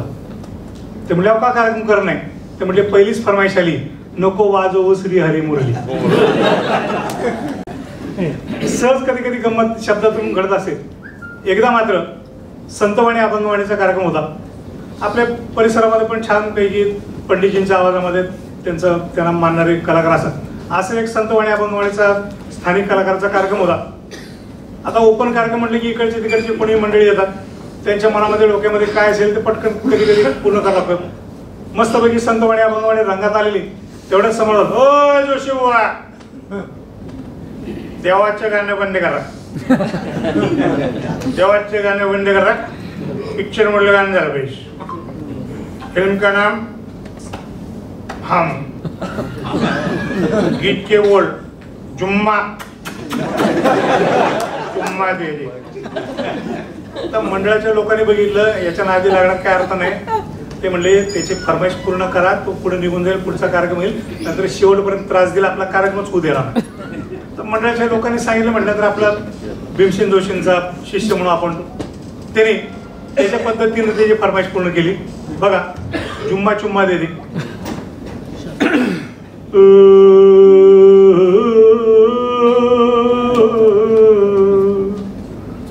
जुम्मा चुम्मा दे रे, जुम्मा चुम्मा दे रे, जुम्मा चुम्मा दे रे, जुम्मा चुम्मा दे रे.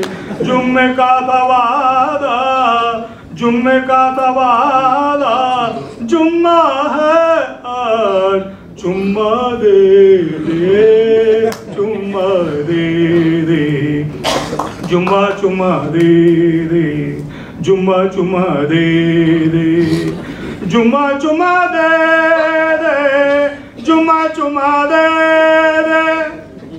दे, दे ग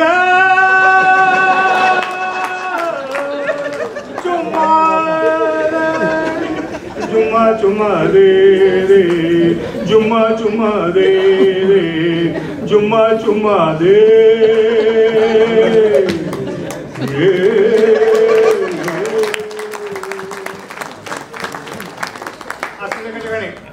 अनुप जवळांचा कार्यक्रम झाला होता.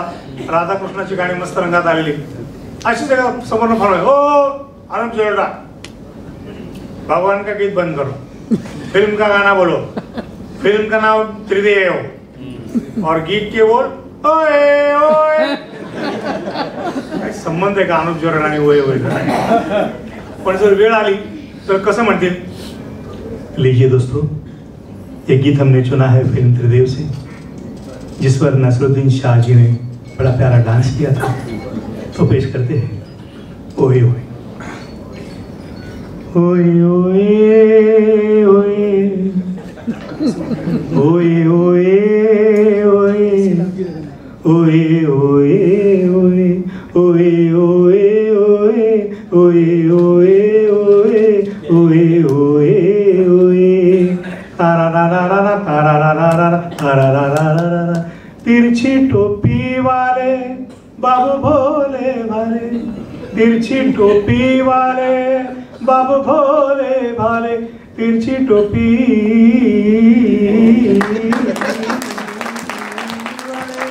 बाबू भोले भाले, तिरछी टोपी वाले बाबू भोले भाले, वो तो घड़ी घड़ी ओए ओए गाने लगे।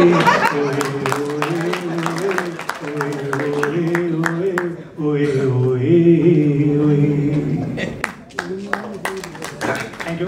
अशीच फरमाईश झाली. आजीच नाजांचा कव्वालीचा कार्यक्रम होता.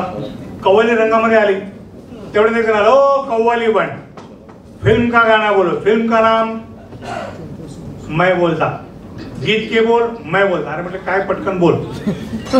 फिल्म का नाम दिल दीवाना. अरे म्हटले ते फिल्म का नाम नाही, गाण्याचे बोल. आप हो ठीक आहे. दिल दीवाना बिन सजना के गाना बोलो. बिन सजना के गाना अनुप जलोटा.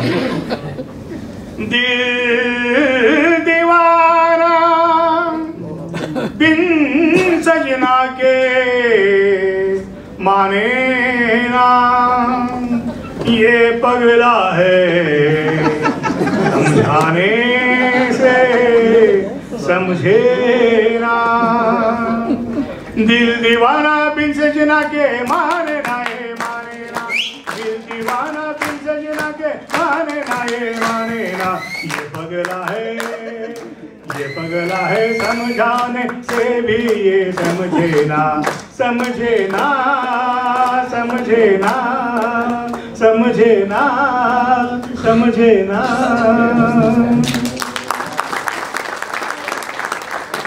एका उलटा प्रकार एकदा झाला. गावामध्ये लोकनाट्य तमाशाचा कार्यक्रम होता. लोकनाट्य तमाशाची मंडळी आपली व्हरायटी शो सादर करत होती. गणगवळण रंगबाजी झाली. त्यांच्यातली कलाकार त्यांच्या स्टाईलमध्ये हिंदीची गाणी म्हणत होती. यानंतर आम्ही सादर करत आहोत एक सुपर हिंदी पिक्चर गीत. गीत के बोल सुन साहेबा सुन, फिल्म का नाम राम तेरी गंगा मैली. त्यांची सिंगर आली, गाणं सुरू झालं. नमस्ते. मला कलाक्षेत्रामध्ये हाकीम एक मिनिट मला कलाक्षेत्रामध्ये सोलापुरात आणि त्यानंतर संपूर्ण देशभरात ज्यांच्या माध्यमातून संधी मिळाली ते हाकीमजी Shaikh.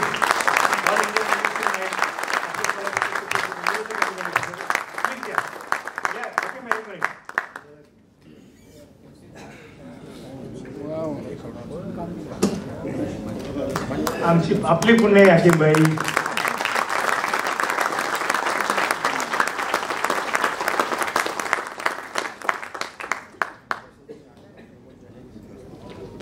All India mimicry night नावाचा कार्यक्रम आम्ही करत होतो. स्टँडर्ड ऑर्केस्ट्रा नावाचा त्यांचा कार्यक्रम. आणि आपल्या सोलापूर परिसरामध्ये अनेक डेकोरेशनचे आणि इलेक्शनच्या मार्केटिंगचे प्रसिद्धीचे सगळी कामं मिलन स्टुडिओच्या माध्यमातून हाकीमबाई शेख जोरदार टाळ्या.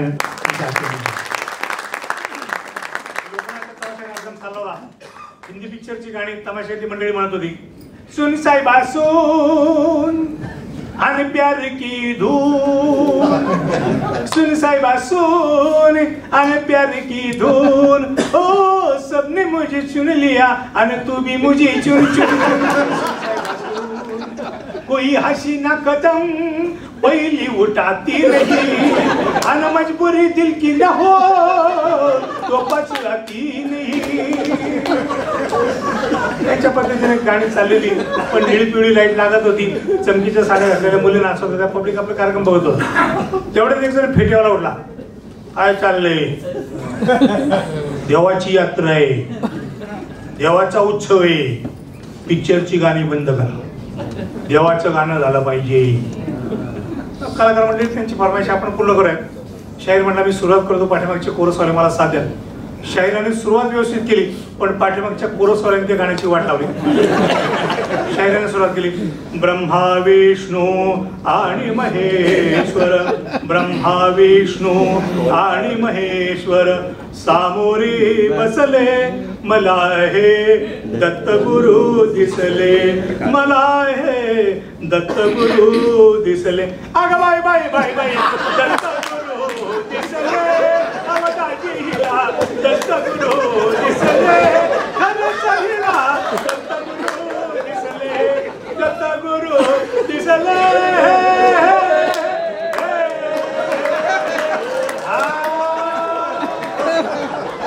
गाण्याची वाट लावली ना त्याची वाट.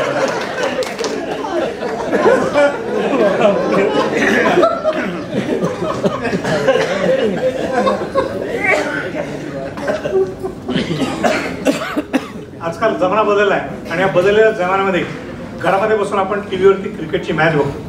ही मॅच चालू असताना एखादा खेळाडू आऊट झाला तर तो कसा आऊट झाला आपल्याला परत एकदा बघायला मिळतं ॲक्शन रिप्लेमध्ये, स्लो मोशनमध्ये. त्याची छोटीशी झलक आपल्यासमोर सादर करते. बॉलिंग, बॅटिंग, फिल्डिंग आणि अंपायर या चारही ॲक्शन पहिल्यांदा ओरिजिनल स्टाईलमध्ये आणि नंतर स्लो मोशन अर्थात ॲक्शन रिप्लेमध्ये.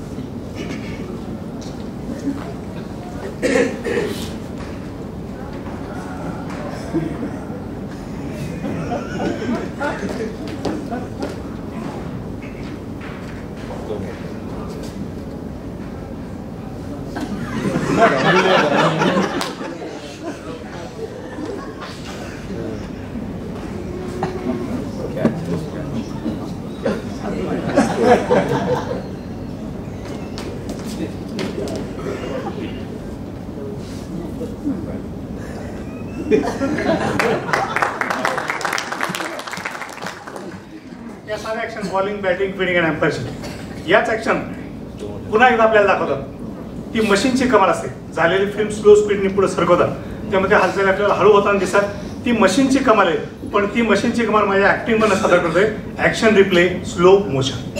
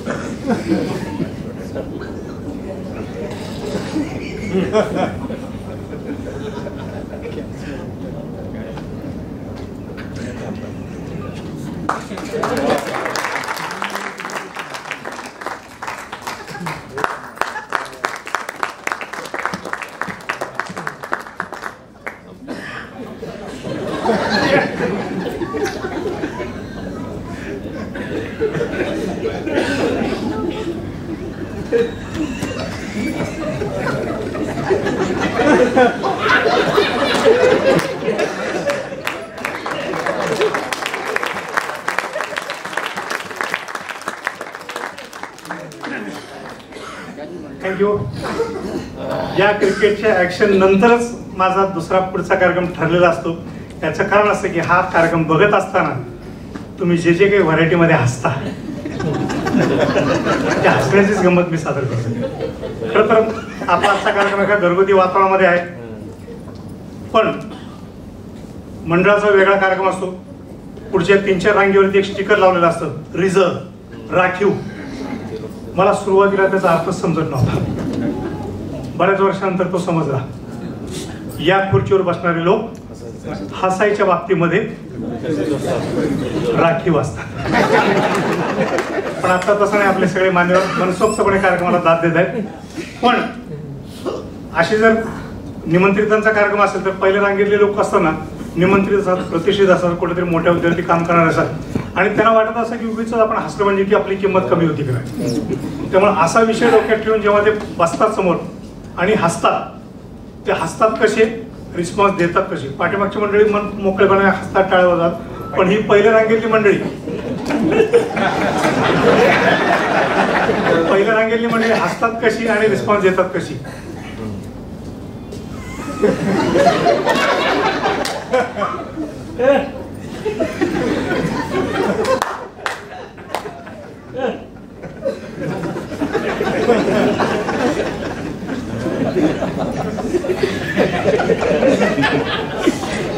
उपकार केल्यासारखं असतं, जीवावर आल्यासारखं असतं. शरीराचा कुठलाही भाग हलणार नाही याची पूर्ण काळजी घेऊन असतात. त्याच्या पाठीमागे दुसऱ्या टप्प्यातली मंडळी की दुसऱ्या टप्प्यातली मंडळी म्हणजे लेट करंटचं पब्लिक. एकदा जोक सांगितला की 3 वेळा हसतात. जोक एकदा हसतात तीनदा. काय प्रकार आहे? पहिल्यांदा हसतात. कशासाठी? सगळेजण हसले, आपण तर कशाला गप्प बसायचं म्हणून सगळ्यांच्या बरोबर हसून मोकळे होतात. थोड्या वेळाने ट्यूबलाईटचा करंट उशिरा पोहोचतो, गंमत समजते म्हणून ते दुसऱ्यांदा असतात. ते कसं?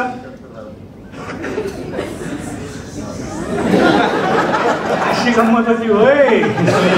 गंमत समजली, हसला, विषय संपला. परत थोड्या वेळाने तिसऱ्यांदा असतात. तिसऱ्यांदा कशासाठी असतात माहिती का? पहिल्यांदा आपण उगीच येण्यासारखं असतं म्हणून आपल्यालाच असून मोकळे. असे 3-3 वेळा हसणार लोक बघितले की मला आठवण होती की स्टार्टिंग प्रॉब्लेमची मोटरसायकल. एका किक मध्ये गाडी करंटच पकड नाही. ती मोटरसायकलच्या किक सारखी असतात.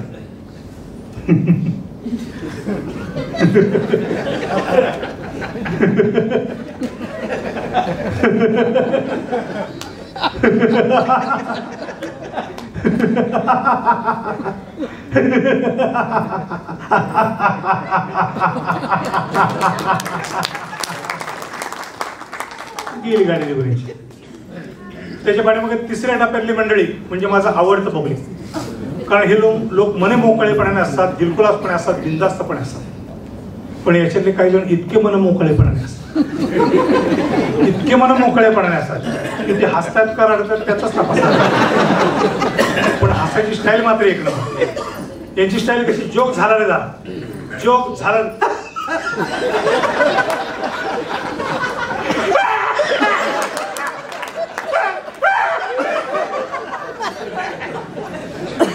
एक नंबरवाल्याच्या पूर्ण विरुद्ध कार्यक्रम. 1 नंबरवाल्याचं म्हणणं असतं शरीराचा कुठलाही भाग हलवायचा नाही, आणि यांचं म्हणणं असतं शरीराचा कुठलाही भाग हलायचा, शिल्लक ठेवायचा नाही. अंगभर खळखळून असून मोकळे होतात. ते झाले पहिला, दुसरा, तिसरा, तिसरा. काही वैयक्तिक नमुने पण मी निवडले, त्याला मी नाव पण दिली. त्यातला एक पहिला प्रकार ना, त्याला मी नाव दिले रपाटा स्टाईल. आता रपाटा स्टाईलची लोक काय करतात? जोक झाला ना की हसत. रपा, पुढच्याच्या पाठीत रपाटा, नाहीतर शेजाऱ्याच्या मांडीवर रपाटा. प्रॅक्टिकल सुरू झालं. हा पहिला प्रकार, त्याचं नाव रपाटा स्टाईल. हसण्याचा दुसरा प्रकार, त्याला मी नाव दिलं कोल्ड्रिंक स्टाईल. आता कोल्ड्रिंकचा हसण्याचा संबंध काहीच नाही, पण मी नाव का दिलं तर काही लोक जेव्हा हसतात ना तेव्हा त्यांची हची बाराखडी बंद असते. म्हणजे आपल्यासारखा हा असा आवाज येत नाही, पण आवाज येतो. कसा? तर कोल्ड्रिंकची बाटली ओपनरनं खोलल्यानंतर त्यातून गॅस जसा बाहेर पडतो ना तशी लोक असतात. म्हणून त्याला मी नाव दिलंय कोल्ड्रिंक स्टाईल. कशी असतात बघ?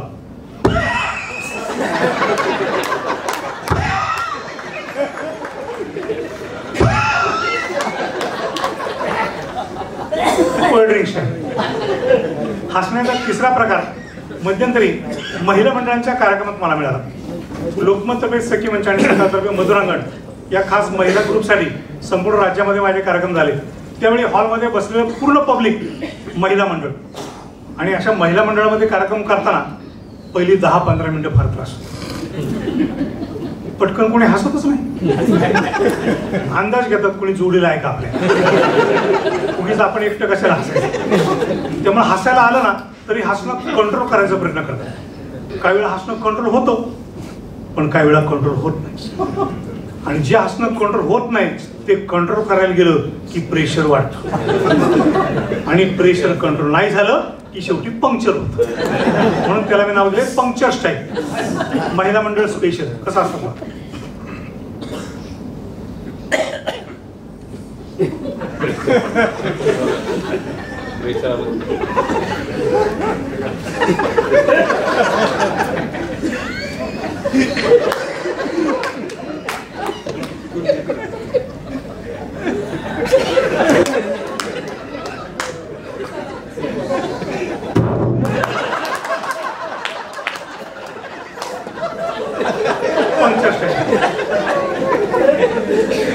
आपण हसत असतो, शेजारचा हसत असतो, हाताचा कोपऱ्याचा धक्का इकडे तिकडे असतो, मूड मध्ये सगळं चालून जातो. पण चौथा एक प्रकार ना तो जरा त्रासदायक. आजूबाजूच्याला सावध राहावं लागतं.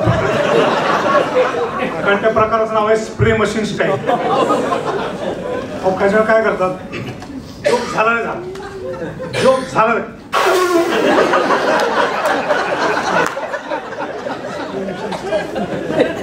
कधी फवारा मारायला देशी गेला, पण प्रकार कुठला असला तरी हसणं महत्वाचं. आणि हसण्याच्या गमती जमती आपण आजच्या कार्यक्रमामध्ये बघितलं.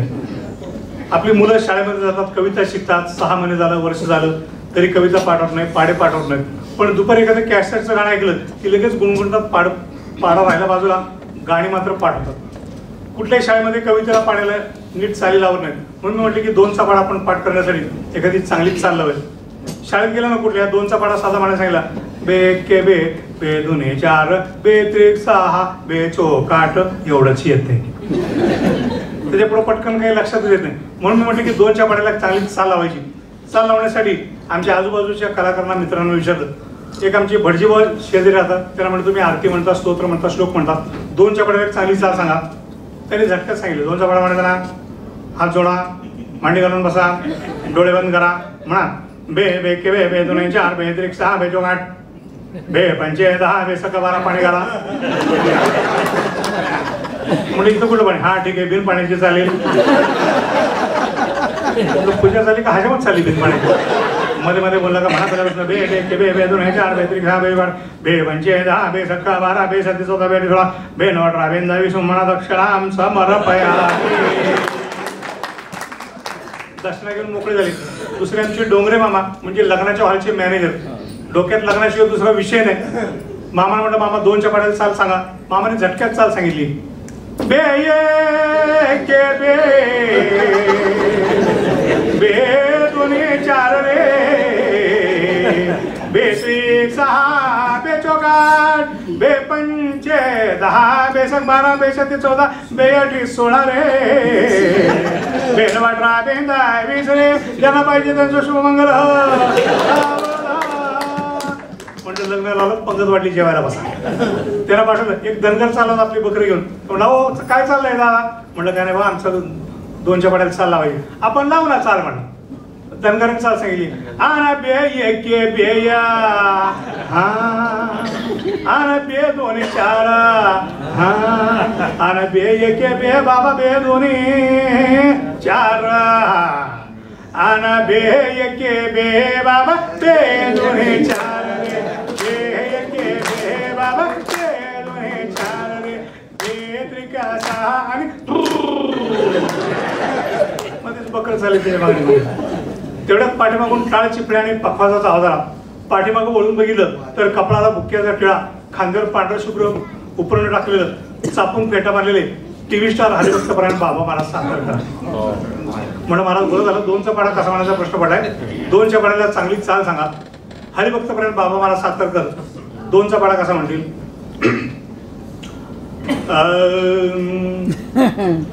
बे के बे बे दोने 4, बे त्रिक 6, बे चौकाट, बे त्रिक 6, बे चौकाट, बे पंचे 10, बे सक 12. पाढा नाही का? कितीचा पाढा आहे? 2चा पाढा आहे. लिहितो आपण अक्षरामध्ये 2. अक्षरामध्ये आपण 2 लिहितो, पण अक्षरामध्ये 2 लिहिताना अक्षर किती कधी मोजली का? अक्षर पण 2च आहे. मोठी गंमत आहे. अक्षर 2 आहेत पण शब्द मात्र 1 आहे. म्हणजे 1 आहे पण 2 आहे. काय म्हणलं मी? 1 आहे पण 2 आहे. तेव्हा असं कधी असतं का? असतं. मला नेहमी वाटतं बरं का, 1 आहे पण 2 आहे म्हटलं की परमेश्वराचं रूप. कारण परमेश्वराचं एक सगुण, एक निर्गुण, एक साकार, एक निराकार, एक दृश्य का दृश्य. परमेश्वर 1, रूप 2, तसं शब्द 1, अक्षर 2. कळला काय शोध? कारण हा हिशोब कळला तर पुढचा हिशोब कळणार आहे. या 2च्या पाढ्याचा पुढचा शब्द 4. काय म्हणतो 4 म्हणतो माझ्या बाळा, माझ्या सोन्या, नीट वाग. कारण 4ही वेदांची शिकून आपल्या अंगामध्ये बांधली असेल तर 4ही दिशांना आपली कीर्ती पसरते. चांगलं वागलं तर कीर्ती पसरते, नाही वागलं तर आई वडिलांचा उद्धार होतो. आई आणि वडील पुन्हा दोघं आलेच. कारण पाडा दोनचा आहे ना, त्यामुळे दोघांना सोडून कसं चालेल? 4 वेद, 6 शास्त्र, 8 दिशा, 18 पुराण, निम्म बेचं पण इथंच. बरंच बोलता येईल, बरंच सांगता येईल, पण तुम्हाला पण जायचंय, मला पण जायचंय, तुम्हाला नसतं तरी मला तरी जायचंय, नाही का? त्यामुळं बे एके बे बे दोने 4 बे त्रिका 6 बे चौका 8 बे त्रिका 6 बे चौका 8 बे पंचे 10 बे सगवारा पुंडलिक वरदेव विठ्ठल श्री ज्ञानदेव तुकाराम पंढरनाथ महाराज की जय. महाराजांनी गजर केला आणि महाराज पुढच्या प्रवासाला निघाले आणि मी पण पुढच्या प्रवासाला निघाणार आहे. घड्याळाकडे तुम्ही बघितलं नाही, मी बघितलं नाही. घड्याळाकडे तुम्ही बघितलं नाही, मी बघितलं नाही. 1.5 तास कसा गेला तुम्हालाही कळलं नाही, मलाही कळलं नाही. याचं कारण होतं हसण्यासाठी जन्म आपला, हसण्यासाठी जन्म.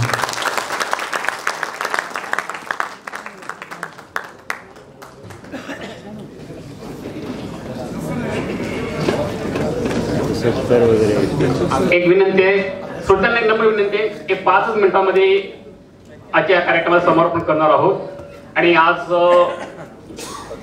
या वर्षातील या व्याख्यानाचा शेवटचा दिवस आहे, त्यामुळे आम्ही काही सत्कार आयोजित केलेले आहेत. कृपया सर्वांनी 2 मिनिटांसाठी एक कळकळीची विनंती आहे.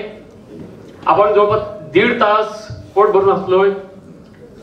गणपती सरांच्या व्यक्तिमत्वाकडे पाहिल्यानंतर आपल्याला वाटत नाहीये त्यांच्या या पोटामध्ये इतके काही पैलू दडलेले आहेत. असं म्हणतो ना आपण, मूर्ती लहान पण मूर्ती लहान तर कीर्तिमान असं व्यक्तिमत्व लाभलेलं.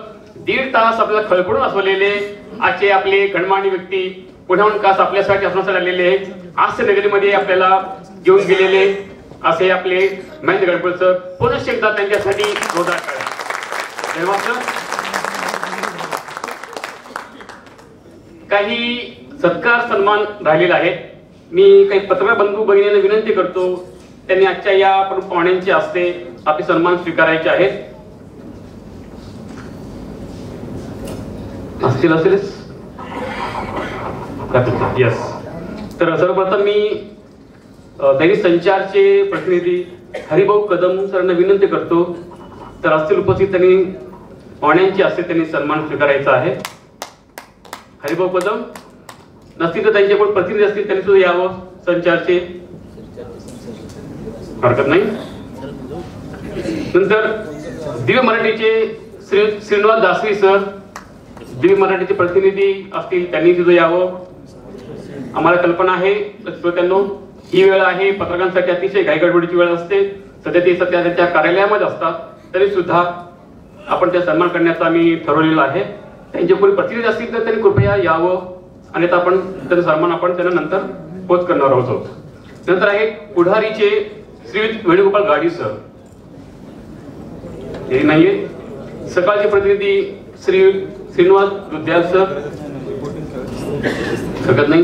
तरुण भारतचे प्रशांत देशमुख सर, इन चॅनलचे दीपक सोमा, वृत्तवाहिनीचे कॅमेरामन मनोज गुलसुरे सर, पुणेनगरीचे श्रीनिवास गाजूल, सौंदर्य चॅनलचे श्री दयानंद मामदार सर आणि रवनिका बुधाराम ताई, आपला हे सन्मान आहे. सर्वांनी जोरदार टाळीचा आपण ताईंचा आपण सन्मान करूया. मी विनंती करतो आजच्या मान्यवरांना. रवनिका बुधाराम ताई या सोलापुरातील एक अतिशय नामवंत अशा कवयित्री आहेत, लेखिका आहेत. गेल्या 7 दिवसांपासून त्यांनी या ठिकाणी अतिशय सुंदर आपल्या वाणीनं आपल्या सर्वांना मंत्रमुग्ध केलं होतं आपल्या अंतरंगाच्या माध्यमातून. सौ रवनिका बुधाराम ताई.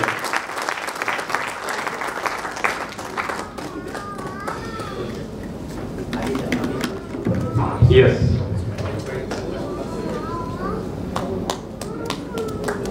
धन्यवाद ताई. दैनिक लोकमतचे श्री बालकृष्ण दोडी सर, सुराजीचे राजकुमार नरोटे सर, ते सगळे प्रतिनिधी आपापल्या कार्यालयामध्ये व्यस्त असल्यामुळे आज उपस्थित नाही आहेत. त्यांचे सगळे सन्मानामध्ये त्यांच्याकडे पोहोचण्याचा प्रयत्न राहणार आहे. तर पुनश्च एकदा या सर्व वृत्तवाहिनींचे, त्याचे संपादक मंडळी, पत्रकार बंधू भगिनी, तर चॅनलचे सगळे कॅमेरामन यांचा सुद्धा मनापासून मी आभार व्यक्त करतो. आणि रोटरी सोलापूर एमआयडीसीच्या अध्यक्षा रोटरी लता चन्ना मॅडम विनंती आहे, त्यांनी सुद्धा 1-2 मिनिटांमध्ये आपलं मनोगत व्यक्त करावं. एकच मिनिट कृपया कृपया, शेवटपर्यंत आपण थांबलेला आहात. 2 मिनिटांमध्ये एक सन्मान आहे. अजून एक वेगळा फरमाईश राज्याकडनं आपलं होणार आहे. एक शेवटचं ज्याला आपण म्हणतो ना एक्साइटिंग परफॉर्मन्स राज्याकडनं राहणार आहे. 2 मिनिटांचा सरळ परफॉर्मन्स आहे, त्यानंतर आपला कार्यक्रम समारोप होणार आहे. तत्पूर्वी चन्ना मॅडम प्लीज.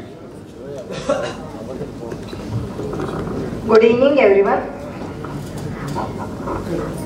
आपल्या 8 दिवसांच्या कार्यक्रमासाठी औद्योगिक बँक सांस्कृतिक सेवक मंडळाचे सर्व सभासद, अध्यक्ष लक्ष्मापुरे सर आणि सामलेटी सर आणि आमच्या रोटरी क्लब एमआयडीसीचे सर्व सभासद आणि व्याख्यानमालेसाठी खास करून प्रयत्न करणारे आमचे सर्व मेंबर्स आणि डायरेक्टर्स, या सर्वांना त्यांनी या कार्यक्रमासाठी मागील 2 महिन्यापासून प्रयत्न करून त्याचा खूपच परिश्रम करून ते सक्सेसफुल केलेत आणि यशस्वी करण्यासाठी त्यांचं खूपच बहुमोलाचं मार्गदर्शन आणि प्रयत्न झालेला आहे. त्यासाठी मी एमआयडीसी क्लबचे अध्यक्ष आणि म्हणून त्यांचे सर्वांचे हार्दिक अभिनंदन करते आणि त्यांना धन्यवाद देते. पुढेही त्यांनी सर्वांनी मिळून असंच काम करावं अशी मी इच्छा व्यक्त करते. धन्यवाद सर.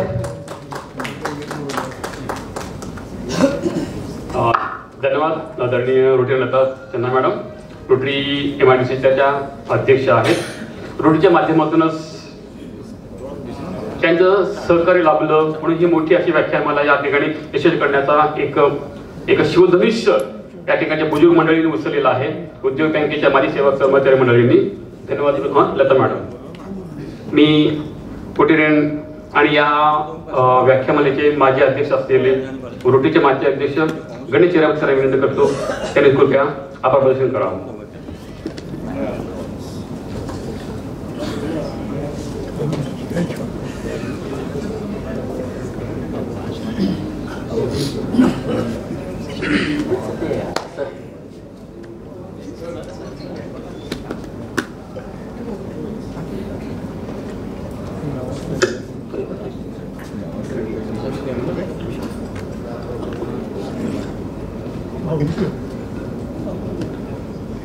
व्याख्यानमालेमध्ये आपण गेल्या 1.5 तासभर आपण असून कदाचित आपलं पोटही भरलेलं असेल, पण शेवटचा जो काही गोड कार्यक्रम असतो आभार प्रदर्शनाचा, तो खूप महत्त्वाचा असतो.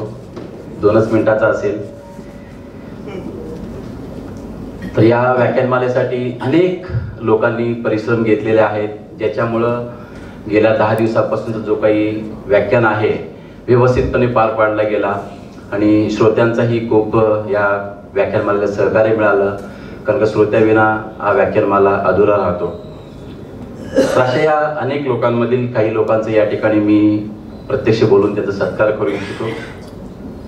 ज्यामध्ये सुरुवातीला मी या ठिकाणी बोलवतो सचिन चौधरी सरांना, जे शिक्षक आहेत व गुरुकुल कम्प्युटरचे संचालकही आहेत. तर त्यांनी गेल्या 2-3 वर्षापासून आम्हा या व्याख्यानमालेला वेगवेगळे वक्ते देऊन खूप सहकार्य केलेले आहेत.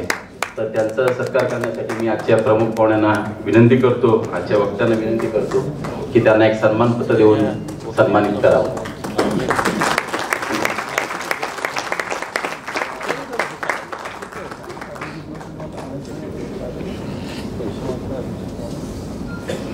त्यानंतर ज्या हॉलमध्ये आपण बसलेलो आहोत, डॉक्टर निर्मल कुमार फडकुले सभागृह, या सभागृहाचे व्यवस्थापक जे बघतात, कार्य बघतात, गुजर साहेब आणि इलेक्ट्रिशियनचा जो काही मेन रोल आहे, ज्यांच्यामुळं ज्या माईकमुळं आपल्याला खूप छान पद्धतीनं आवाज शेवटपर्यंत पोहोचू शकला, ज्यामुळं आपण हास्य करू शकलो, ते माईकची व्यवस्था करून दिलेले कुलकर्णी व त्यांचे सर्व स्टाफ की ज्यांनी या हॉलमध्ये स्वच्छता खूप छान प्रमाणे मेंटेन केलं, ज्यामुळे आपण व्यवस्थित बसू शकलो.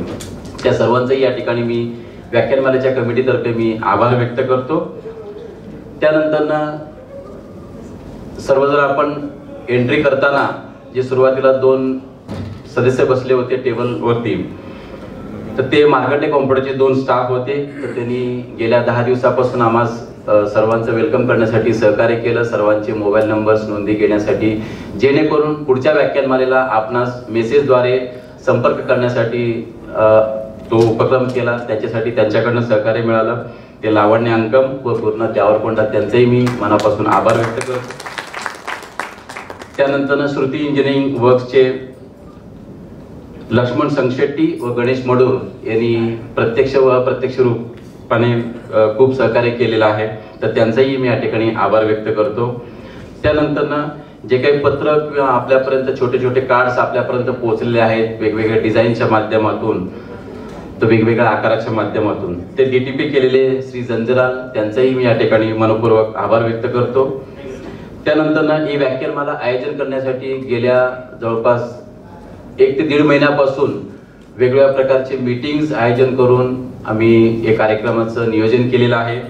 त्या 1 ते 1.5 महिन्यासाठी जे काही नियोजन करण्यासाठी, मीटिंग घेण्यासाठी जे काही व्यवस्था, एक जागा हवी होती, ती जागा दिलेले सामलेटी परिवार व त्यांच्या ऑफिसमध्ये असलेले सेवक वर्ग यांनी आम्हाला 1-1.5 महिना आमची खूप सेवा करून आम्हाला सहकार्य केलं, ज्याच्यामुळे नियोजन व्यवस्थित होऊ शकलं. त्यांचंही या ठिकाणी मी धन्यवाद व्यक्त करतो. त्यानंतर आजचे जे वक्ते आपल्याला लाभले ते शिवाजी उपरे सर, त्यांच्यामुळे आजचे वक्ते आपल्याला मिळालेले आहेत, तर त्यांचाही मी या ठिकाणी व्याख्यानमालेच्या वतीने पुनश्च एकदा आभार व धन्यवाद व्यक्त करतो.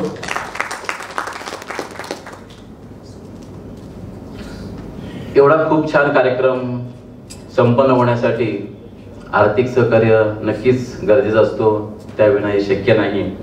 त्यासाठी अनेक दानशूर लोकांचं या ठिकाणी आम्हाला सहकार्य मिळालं, ज्यामुळे आम्ही सहजरित्या हा कार्यक्रम पार पाडू शकलो. त्यातील अश्विनी सहकारी रुग्णालय हे नेहमी आम्हाला सहकार्य करीत असतात. त्यानंतर मार्कंडे सोलापूर सहकारी रुग्णालय, त्यानंतर chartered accountant Shrinivas Gundeli sir, chartered accountant Raccha sir, chartered accountant Udgiri sir, chartered accountant Anil Bingi sir, chartered accountant Shrigiri, Dhananjay Mudgundi उद्योजक, प्रकाश गंजी, त्यानंतर सिद्धेश्वर गड्डम, ए सुनील, प्रदीप पडगे इंजिनियर, पुनश्च chartered accountant Arvind Nalla, chartered accountant Chandrakant Galpalli, chartered accountant Chandrakant Injamuri, chartered accountant Vyankatesh Channa, Ambadas तिकोंडा आणि प्रसिद्ध उद्योजक श्री गणेश बुदारम. त्यानंतर पूर्व विभाग सराफ असोसिएशनच्या वतीने सुद्धा आम्हाला खूप सहकार्य मिळालं, तर या सर्वांचं मी व्याख्यानमालेच्या वतीने खूप खूप आभार व्यक्त करून धन्यवाद व्यक्त करतो. सरतेशेवटी आजचे प्रमुख वक्ते यांचं आभार मानणं खूप गरजेचं आहे. तर आजच्या या व्याख्यानमालेच्या शेवटच्या दिवशी सुद्धा असं वाटलं होतं की 6 वाजता दो पाऊस पडत होता, एवढे छान वक्ते आपल्याला लाभलेले आहेत, श्रोत्याविना कसं आपला कार्यक्रम होईल असं एक चिंताजनक वातावरण निर्माण झालं होतं. पण कदाचित त्यांचं हास्य हे आवाळापर्यंत पोहोचलं आणि कदाचित पाऊसही आशाच्या रूपात थांबलं आणि सर्व श्रोतेवर्ग या ठिकाणी उपस्थित झाले आणि खूप छान पद्धतीने त्यांनी आपल्याला हसवून हा कार्यक्रम संपन्न झाला.